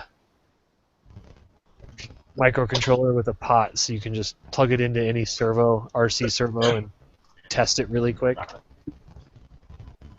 I need to learn a lot more about programming microcontrollers. I'm terrible with that right now. I started in a very rudimentary way, and it worked great. The Parallax makes it's not really a microcontroller, but it's kind of like an Arduino, but it's called the Basic Stamp, and it uses basic programming language. And they had a really great. I think the whole kit was like a couple $100, and it came with 2 very nice books. One was like the syntax and reference manual for the programming language, and the other one, the book was called "What's a Microcontroller?" And you can actually get it free online or whatever, but it has. Like the kit includes a bunch of components, and you can go through every chapter in the book, and it covers everything from reading a pot, outputting, doing things over time, putting out pulses, working with sound. And so by the end of it, you can do everything that you would want to do with a microcontroller, but in BASIC. And then I just took that to the next step. And so instead of paying $30 for a BASIC stamp every time I wanted it, I just found this company makes a basic compiler for PIC microcontrollers, so it's almost the same as the basic stamp language, so it's really easy to transition into, but you only spend a couple dollars on a microcontroller each time you want to make a new project. Yeah, see, I need to get my hands on something like that because I did start with the PIC microcontrollers, and I had been doing stuff with those. My problem is I'm having the worst time in the world trying to learn things that are programmed in C, and a lot of the stuff wants you to do stuff in C. Or, well, I could go all hardcore on it, and I've actually done this. I had to do it with the Motorola 6800. Is I had to program an assembly language, and that's just tedious. Yeah, I've done some assembler stuff, but it's just, like you said, tedious. Even for the most advanced or competent person, it's time-consuming. Yeah, see, I've got a collection of toys here. I just need to learn how to write code for them and figure out a way to be good at it. I've also got one of these crazy programmers, and I've got one of the PIC programmers, one of the really cheap JDM programmers. This actually works. I wrote one program onto a PIC, and it's at work, it's in something, but for the life of me, I could never recreate that without having all the reading that I did the first time. In here is Julian. He works with that sort of shit all the time. He's a software, embedded systems, that sort of thing. You and Jillian together could make anything. Yeah, well, he basically made the world's first arcade Doom engine. It's based on Zen Doom, but still, he's actually turned it into an arcade engine. It takes coins, you get lives, you got a level timer. It's got a lot of bugs that need fixing, but hey, we can work that out. Yeah, that's cool that it works as it is, though. It's free to modify and redistribute as long as you don't charge anything for it. So it will become freeware for everybody. I did pick this up from Radio Shack. It was on sale. It's one of the Velleman USB boards. And I can actually play with this because I can program for this in Visual Basic, which I guess it's a curse that I started with a Commodore 64 and learned BASIC before any other programming languages, because now I want to do everything in BASIC. Yeah, I had that phase until I started trying to work with large numbers. And now I'm starting to try and move into C when I do PIC programming. I need to learn. For something like this battery charger, I'm just going to use PIC Basic because it's quick and dirty and it's easy. It just works. It's not time critical or anything. So I could bang it out in a few nights in PIC Basic and have a really nice battery charger by the end of it. Damn, where are those things? Yeah, I'm actually having a feeling about trying something with these. I know this sounds silly, but these are little Bitcoin miners. Okay. And Oh, like the amp miner? no, these are the blocker upters. These are the old ones. And the thing is, though, is on here, as long as it's not a fake, there's an FTDI chip, and there's an Atmel microcontroller and a shift register. So if I take the actual Bitcoin mining chip off here, I should be able to, if this is like a reprogrammable Atmel controller, I should be able to program this to do something else, and it would be USB powered and serial interfaced. And it's like, eventually these things are going to be dirt cheap to buy, so hacking one of these might actually be advantageous for someone who wants to make microcontroller parts, or things with microcontrollers. At least with whatever I think that's an @tiny that's on there. The crystals and everything are there. I feel like it's worth hacking. It's just A lot of times they use OTP parts, like one-time programmable chips on those to get the cost down. So as long as you're past that, you're good. yeah, that's why I want to find out if they're on time or not. If they're not, then this is going to be something fun to play with. If they are, then a handful of these is probably going to go archives, and the rest are going to go in my archives. Oh, I did this a few years ago. This was the alarm panel in my shop went bad, so I built a RFID door access, and it actually would enable and disable the alarm. That's cool. See, I need to get into doing stuff like that. I need to work. I think I need to work with somebody on that stuff so I can learn it. I'm not the type of person who learns from reading out of a book. I actually have to have hands-on, and when you're trying to go into something you don't understand with hands-on, it doesn't work very well. For me, it was hours of Googling and scratching my head at looking at data sheets. And Now, better. if I build stuff out of discrete logic, I could do all kinds of crazy stuff that way. Well, if you can do stuff with discrete logic, you're already halfway there. Ooh, that's a nice display.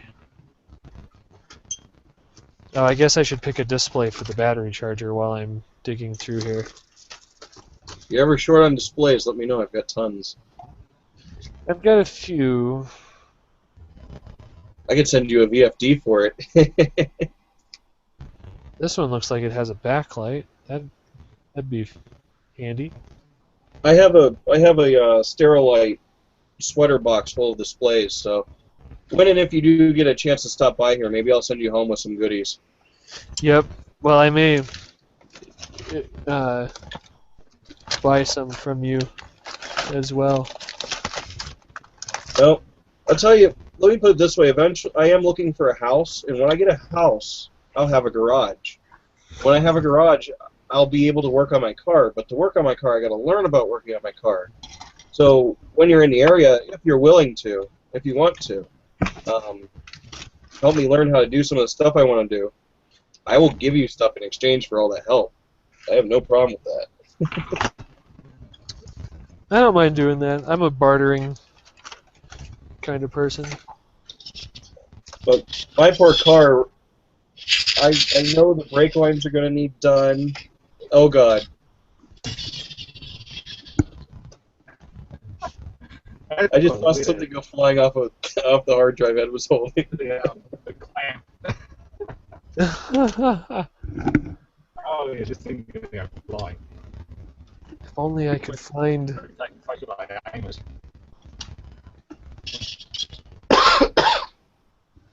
Not that way. I just know the suspension on my car needs done and needs some other love, and the brake lines are going to need done. And it's like, I want to learn how to do that, but the car is critical, so it's not like something I can put in the garage and be like, oh, well, I can't keep working on it, I'll mess with it later. I have to have it running the next day to go to work.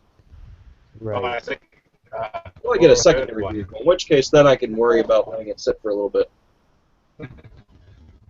Just do what I do and have 4 cars. Yeah, that's how I do, and that seems to work. When I don't have to pay my obnoxious rent, Yeah, that will probably be more of a possibility. Yep. I'm actually looking for a truck so I can haul stuff around without having to fill my car with stuff like 68 VCRs. No, that's bad because then your house fills up faster. Or maybe the house empties faster. It can work both ways. Uh-oh.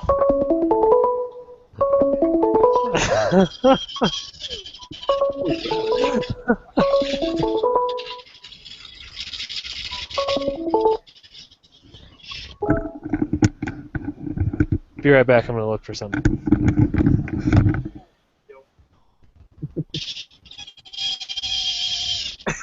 That's making the most terrible noises, isn't it?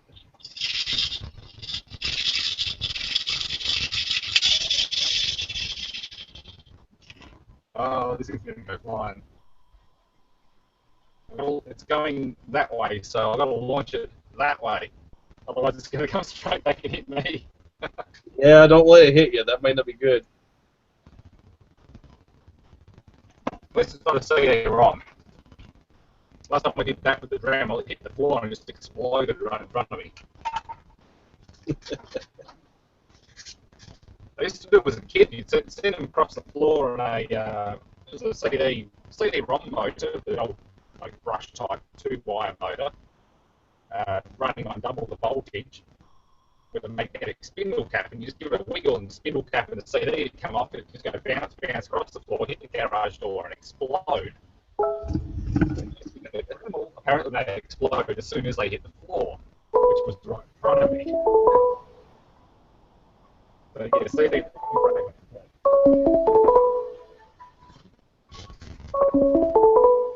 Go away, damn it! I still love that generator you got sitting back there by the cabinet, Ed.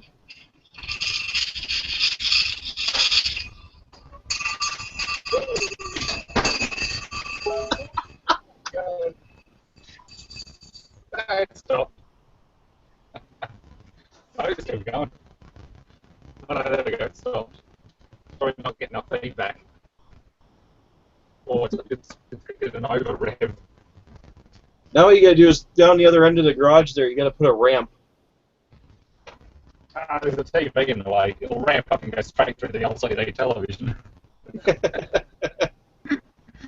I'm going to buy a big sheet of polycarbonate and put it over the front of that television.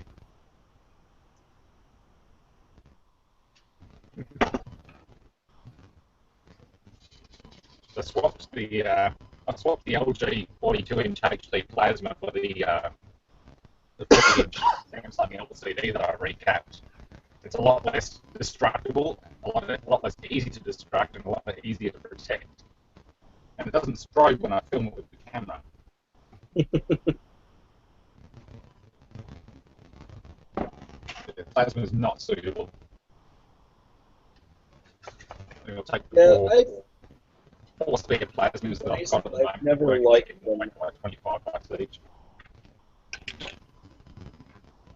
The only dealing I ever had with a plasma was one that weighed so much that it was almost too much for a single person to carry, and then... Yeah, they're too heavy. Too heavy, generate too much heat. Yep. I'm going to flog them off a bugger or two. I've got 4 or 5 working 2-inch plasma at the moment. The amount of time I spend on it, that's it. I'll make all the work. Smack that in, go. $5 each, $5 each taken.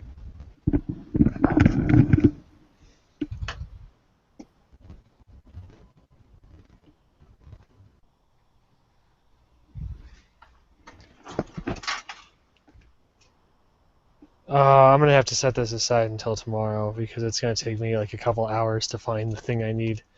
Oh, I'm man. literally one step from like getting this to go 60,000 RPM, but it'll take forever to find it. Just make sure that none of the discs fragment. That wouldn't be good.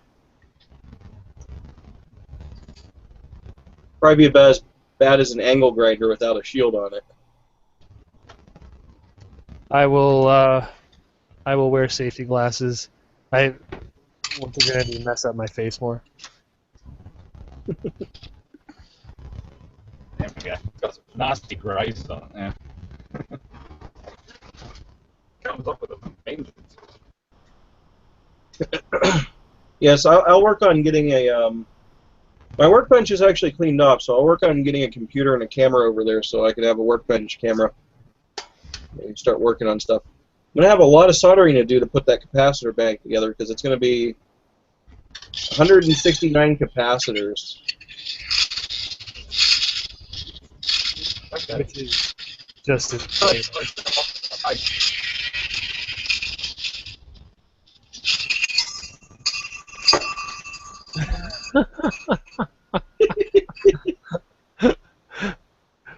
Ah. Gotta do that in the backyard with the 5 1/4. Doing 20,000 RPM.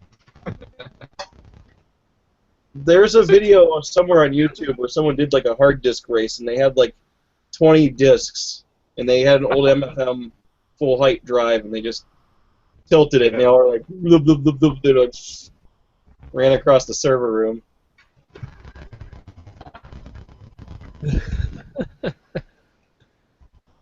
Oh, I did pick up wire for the capacitor bank. 6-gauge solid copper. nice. The only question is how do I straighten this out? I'm gonna have to sit here and meticulously. I think My response would be the classic sarcastic, very carefully. that's it. Use your thumbs. It's gonna be a lot of fun soldering all those capacitors. Too bad you can't just whip up like some Well, you got pin 200 rollers or something. So I'd say make a set of rolls that sort of weave it through and then peter it out, but it's only little coils, so just sit there with your thumbs. Yeah, I kind of miss having access to a metal shop because we had a set of rollers that would do that. Yeah. But that was back in high school.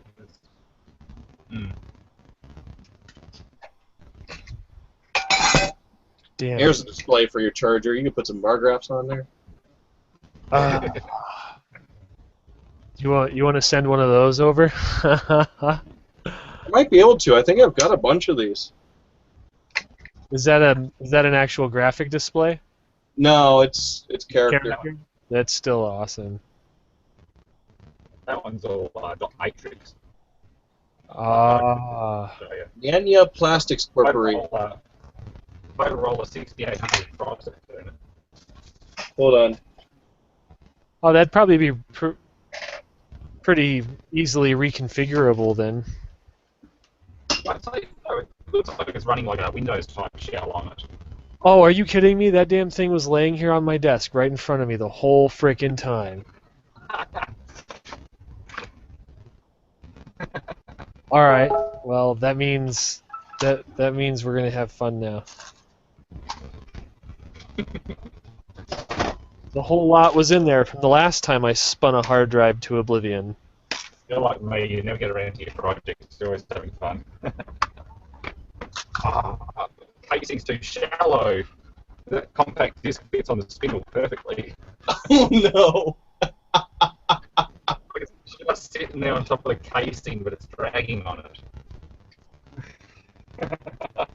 That could end badly. Here you go. You want That's one a of nice these. thing.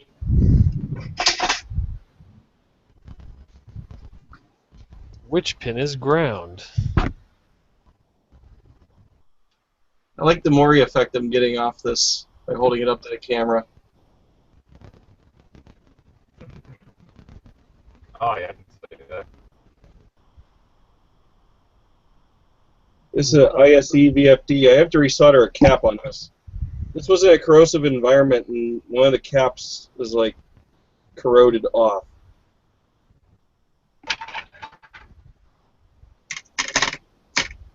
Let's see. This one's serial. This is a matrix orbital.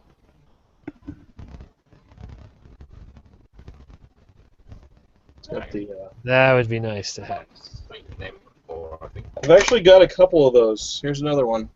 Do you have anything a decent size that's readable in direct sunlight that I could use as like a motorcycle cluster? Readable in direct sunlight. That would probably be one of the ones without a backlight, but then you need the backlight for nighttime. Yeah. A little card I'm up. gonna poke around and see what I have. We'd have to experiment with them. This is another. This is a USB VFD. Oh, Kind of ghettoed together. This is a matrix orbital. It's got the fan controllers and stuff on it. Oh, yeah. Yeah, the matrix orbital one. I got this off of eBay for a song off a guy who had it stuck in one of those old POS pull displays for his If I find computer. it at home for it, I might end up with a little Toyota Echo, which has a vacuum fluorescent dash display on it. Just to see how they set it. I know it's deeply recessed in the dashboard, so that might eliminate the issue of light hitting it at different angles. But it's interesting to see just what the actual display is like. They don't have any analog gauges on it. It's just one big vacuum fluorescent display. I would love to do that. Yeah. Especially if I could find one that was like 4 inches tall and 10 Well, inches wide. Got preset Yeah. characters like your speed in kilometres or miles per hour, your odometer, and everything. I could have a look around at the records around here, see if they've got one. Yeah, I'm not feeding audio back to you guys, am I? No, you're fine. Okay. I got the volume up pretty high here. Yeah, I got it up fairly high here too. But yeah, everything sounds good. I've got a bunch The of car these I are 4 end by up- 20. I'll pop the top of the dash off and actually see what the VFD's like, because you might be able to use one directly, considering it's a proper actual vehicle dashboard VFD.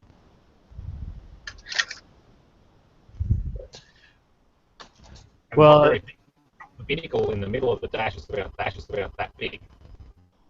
Not even in line with the steering wheel. It's like literally off center in the middle of the dash for some weird reason.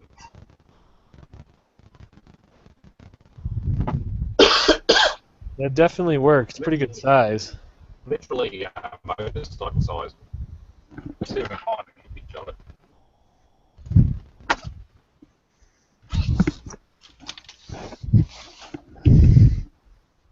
All right.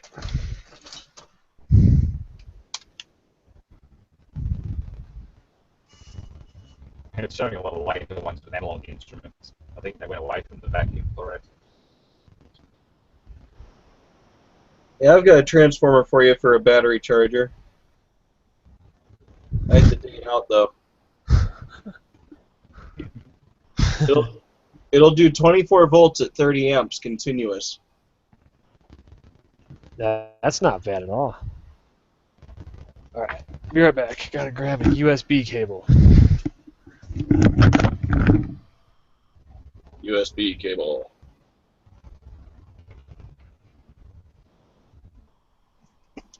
And a wax.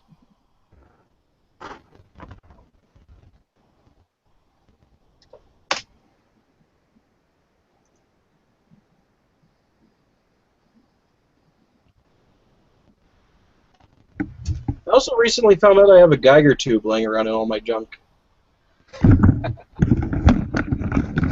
Now that you should do something with. Yeah, it was in a box of electronics junk I bought from somebody, mostly for the vintage multimeter or vintage panel meters that were in the box. The wrong cable. So I don't know if it's any good or not, but definitely worth testing. It's an old Raytheon Geiger Muller tube.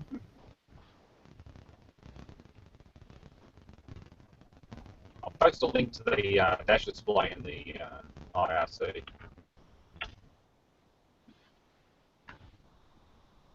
Nothing's been colour changed, but I'm not sure if the clock part of it. I think it's just the sensor with speed and something else, like tachometer readout that's vacuum fluorescent. At least that part of it. Should be parts of it. VFDs seem to work pretty good in cars, and at least in the case of the Corrado, it's recessed into the dashboard, so you're right in that sense. It should work. Yeah, the old Jag X340s had a full-size dashboard that was vacuum fluorescent. You would have seen that one of Brad's videos. I can see the IR port on your laptop talking. Oh, here, I'll have to click over to it. Oh, that's cool. Oh, this has never been plugged into here before? What? Vacuum fluorescent. I know I've plugged this into something before. I also have. I need to get a power supply together for it. But I've got a Russian, a brand new or a new old stock Russian Nixie tube computer display assembly. It has all the drive boards and everything. I need a power supply for it though. Nice. It came from Georgia, but it wasn't like Georgia in the United States, Georgia. And I didn't know that, and I went and wrote the guy. I said, "Why have I not seen this package? It's been like a month." And here it was coming from overseas. I was like, "Holy crap!" Different kind of Georgia. Yeah.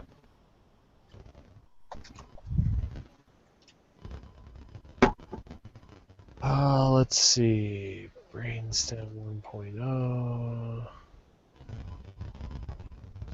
Of course, I gotta find the software. My grandma had one of those old Cadillacs that had all the VFD displays everywhere, and it was a nice car until the computer decided to go a little wonky, and you'd press a button over here, and the thing that tells you your miles per gallon would reset. You couldn't adjust the climate control anymore. It like completely lost touch with reality. No other explanation for it. Yeah, that's the only issue with that kind of computers that I have as well. Like, just when they go bad, like weird shit happens. If they were smart, they would have made them all separate systems.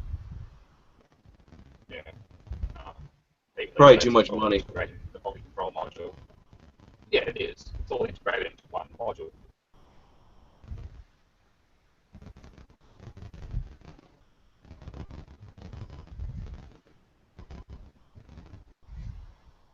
Oh, I'm gonna have to leave you. I'm gonna have to dinner. Fairly early night. I do have a hell of a lot to do tomorrow. So I shall see you all later. Sounds good, Ed. Thanks for coming on, hanging out. I'll this will be more of a regular thing. We'll have to like do this weekend for sure. Yeah, Awesome. drop me a line if you do. Should be around. Awesome. Yeah. I might that might actually be inspiration for me to try harder to get a computer over at the workbench sooner. Yeah. Cool. Nice to see. All right. Have a good night, Ed. You too.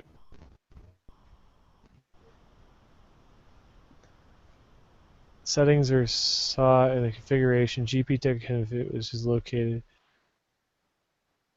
GP dot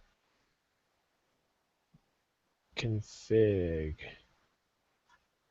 GP dot config. Whoa. I don't need to open Dreamweaver to edit a config file. Come on now, guys.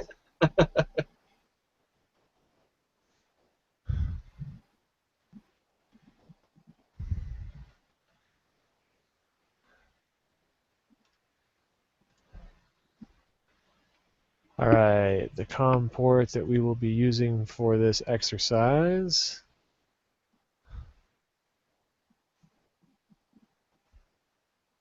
will be 7.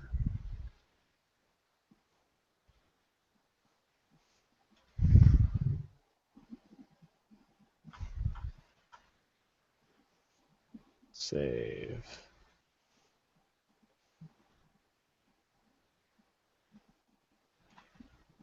Okay, now Wax disappeared.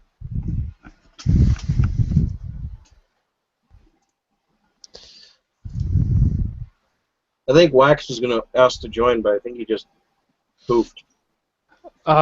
yeah, he asked me earlier, but I'm going to be heading off to bed soon, so this Yeah, part is almost over. it's getting to be about that time of night. I should probably be sleeping too here shortly. Logic power. Boom. All right, there we go.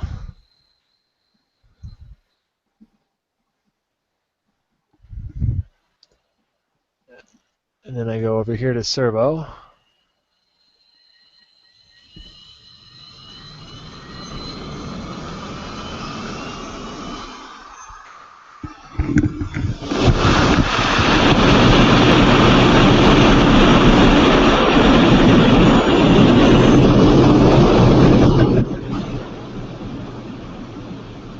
That sounds like a little jet.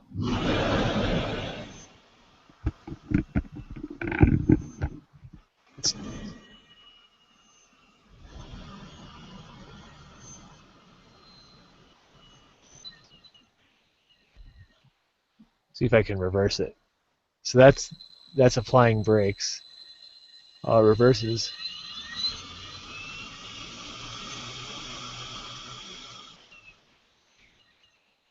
Oh, that's funny. The whole hard drive torques when I apply brakes.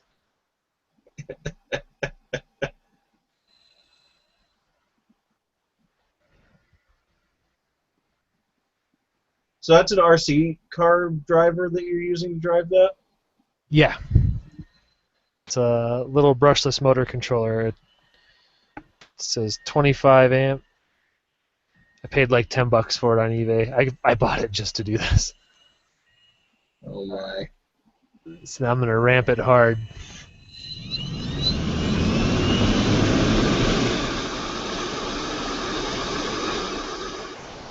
Now I'm letting it coast.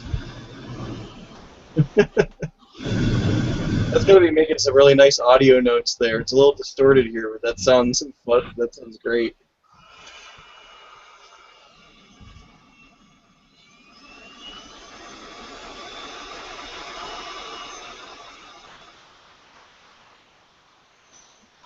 It sounds a lot different than...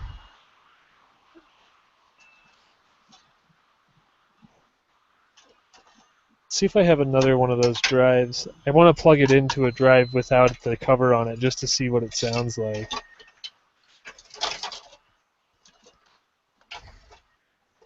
Oh, I don't have another one right now.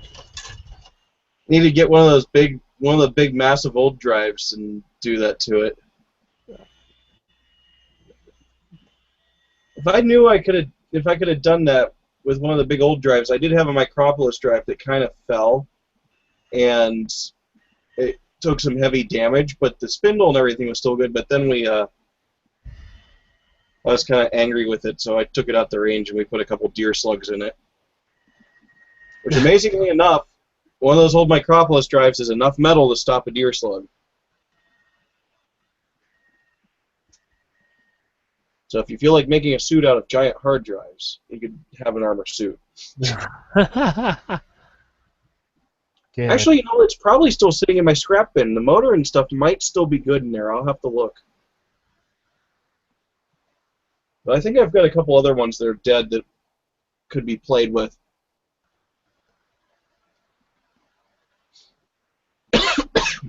Finally stops. You gotta find one with the failing bearings in it and just run it until it pops. Let's see what the lowest speed we can get is.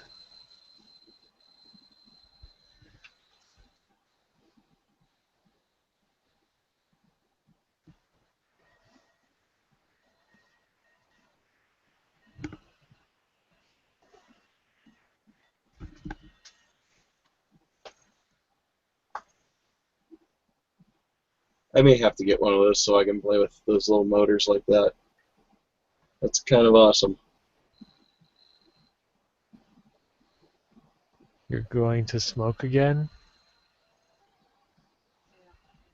An hour plus longer than I wanted. So yeah. What's up? Alright, I'll be out in a minute. I was talking to Elise.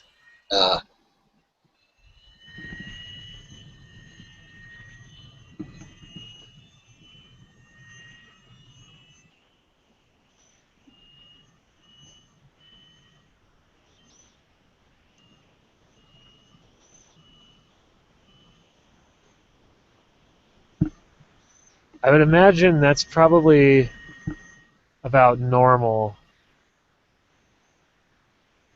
I need to find a way to put a tack on this. Yeah,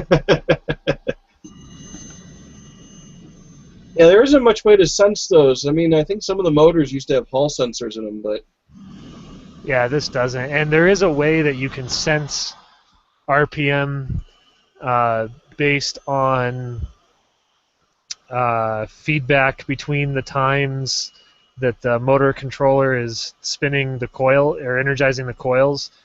You can read like the inductive kickback or something like that and actually derive engine or motor RPM from it. But I could see that.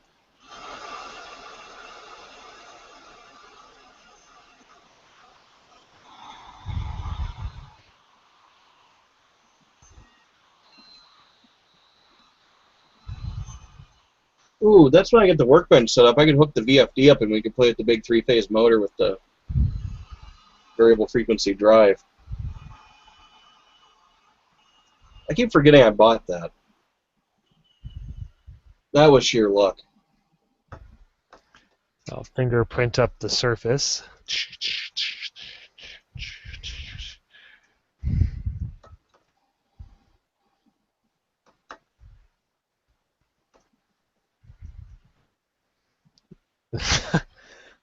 Maybe I need to wash my hands. Jeez.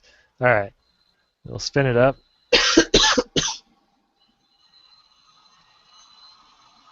We'll go like 20,000. And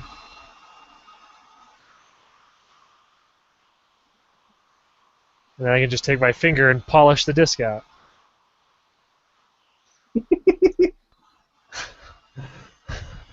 Clean. That's funny. You know what would be great is to set one of those up with the casing intact and try to the motor to the point where the one of the discs would self-destruct? They're so well in balance that I don't think that's possible. I could, like, I'll have to look at the settings of the motor controller, but I'm pretty sure. You'll probably cook the motor before it blows the disc, right? Yeah, pretty much. Or the bearings would fail or something. But I've had these, and I'm pretty sure this one was just turning like 40, 50,000 RPM when I spun it all the way up. It takes a while to stop accelerating. So I'll have to. It's amazing that they can handle that.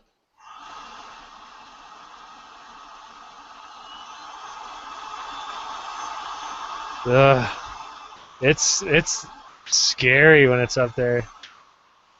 Yeah, I wouldn't want to. I wouldn't want to be anywhere where fragments of disc can fly if it were to fragment at that speed.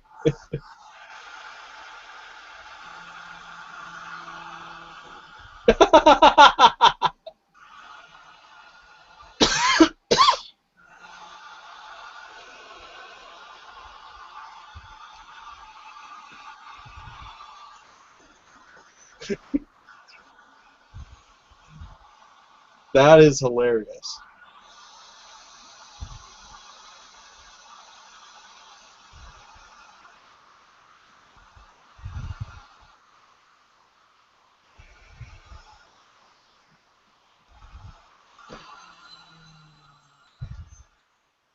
Oh, it came unplugged.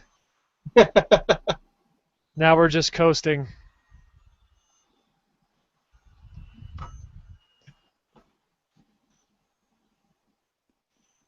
That is crazy.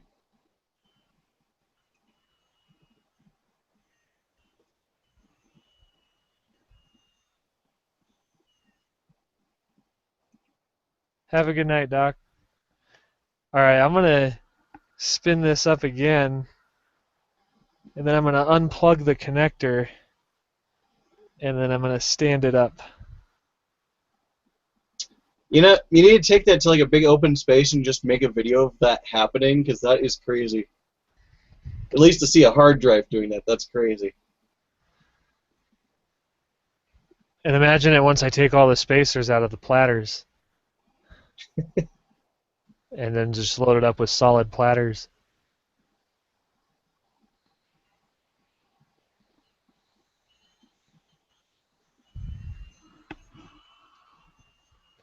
Let me put some safety glasses on. It's probably a good idea. Yeah, I don't want to. I don't want to see you have a disc explode or something, or have something get shot out of there. Oh God, make that like a pump or a launcher of some sort.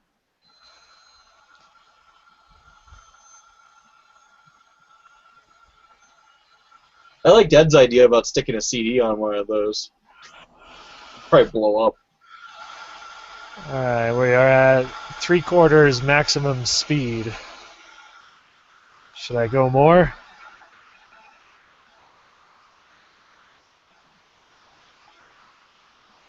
That depends how scary it gets to be.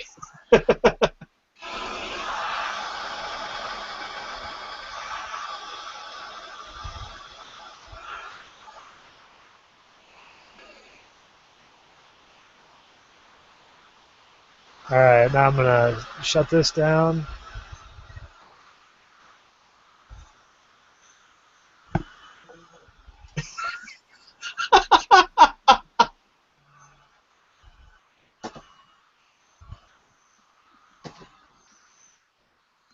Boy, with it powered, I could actually get it to stay on a corner. I'm going to do that again. You need to just make a video of doing that. That's like you could like. If you had a couple of those, you could have like a bunch of hard drives just like dancing around in circles. Oh, that's not a bad idea.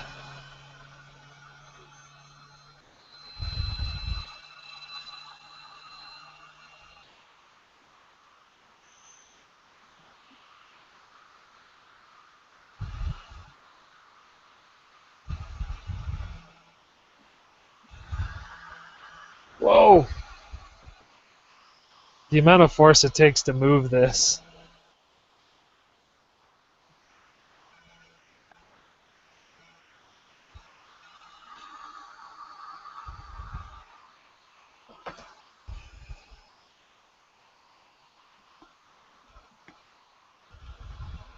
Don't let it clip your finger.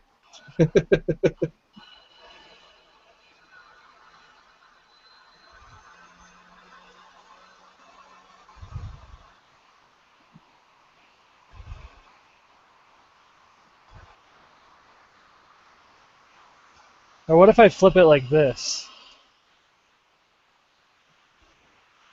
So all the mass is at the top.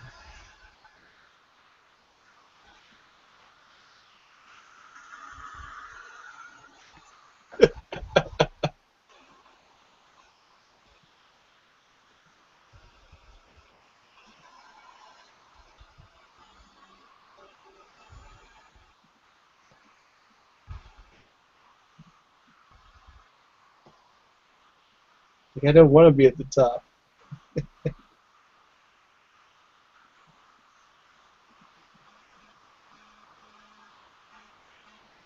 Whoa! Alright, we're gonna slow it down a little bit. That's great. When it's spinning that fast, the amount of force that it wants to kick out.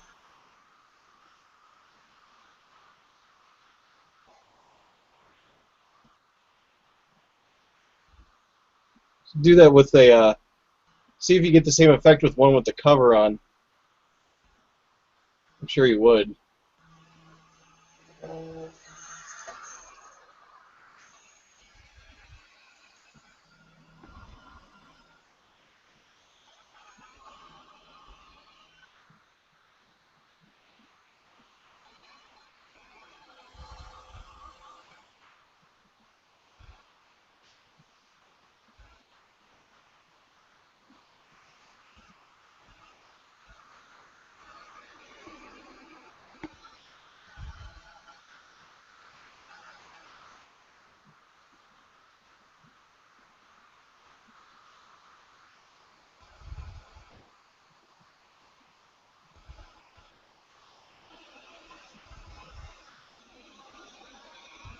I can only imagine doing that to one of the big Micropolis drives. There'd be so much mass there, it wouldn't be funny. There it goes.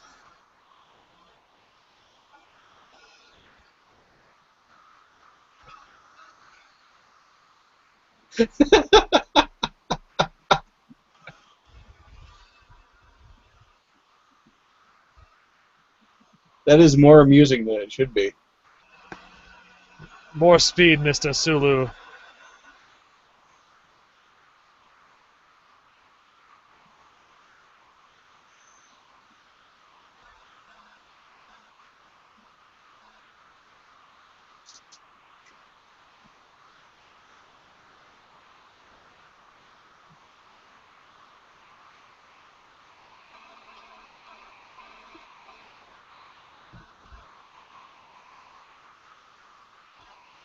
That'll be like the new internet tech sensation.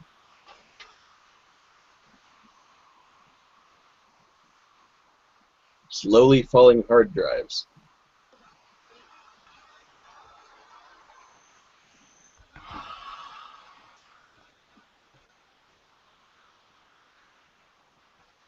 So for my final trick, I'm going to spin it up as fast as my balls will let me.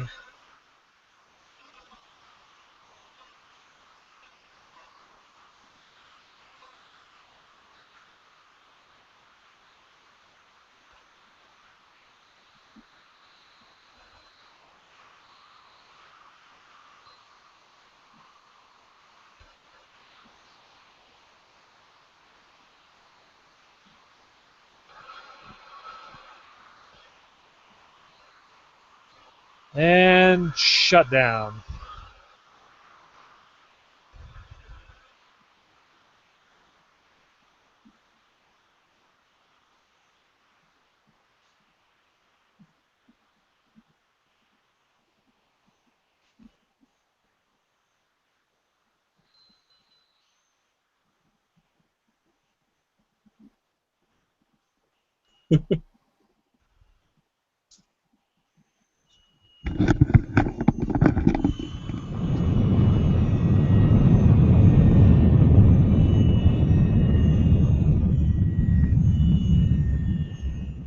That seems like it's gonna take a while.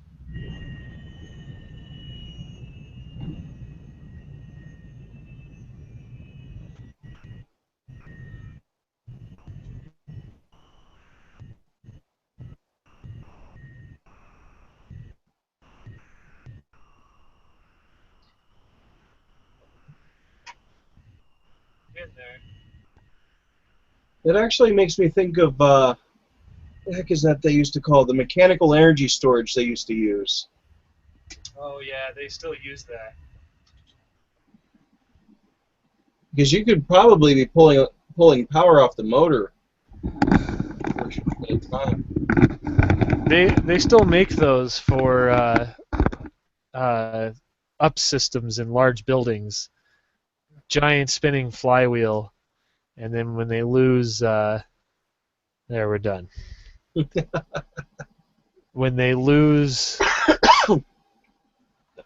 building power, the flywheel turns a generator and generates electricity for, I think you get like a couple minutes or something like that before you run out. But oh man, well, this was a as equally unproductive as it was productive evening. Nah, I had a lot of fun. This was badass. Yeah, So, sorry, I sidetracked you there a little bit. We got talking about the big hard drives, and I'm like, we got to race hard drive disks. I think we needed it. So, yeah, that made for quite an entertaining evening.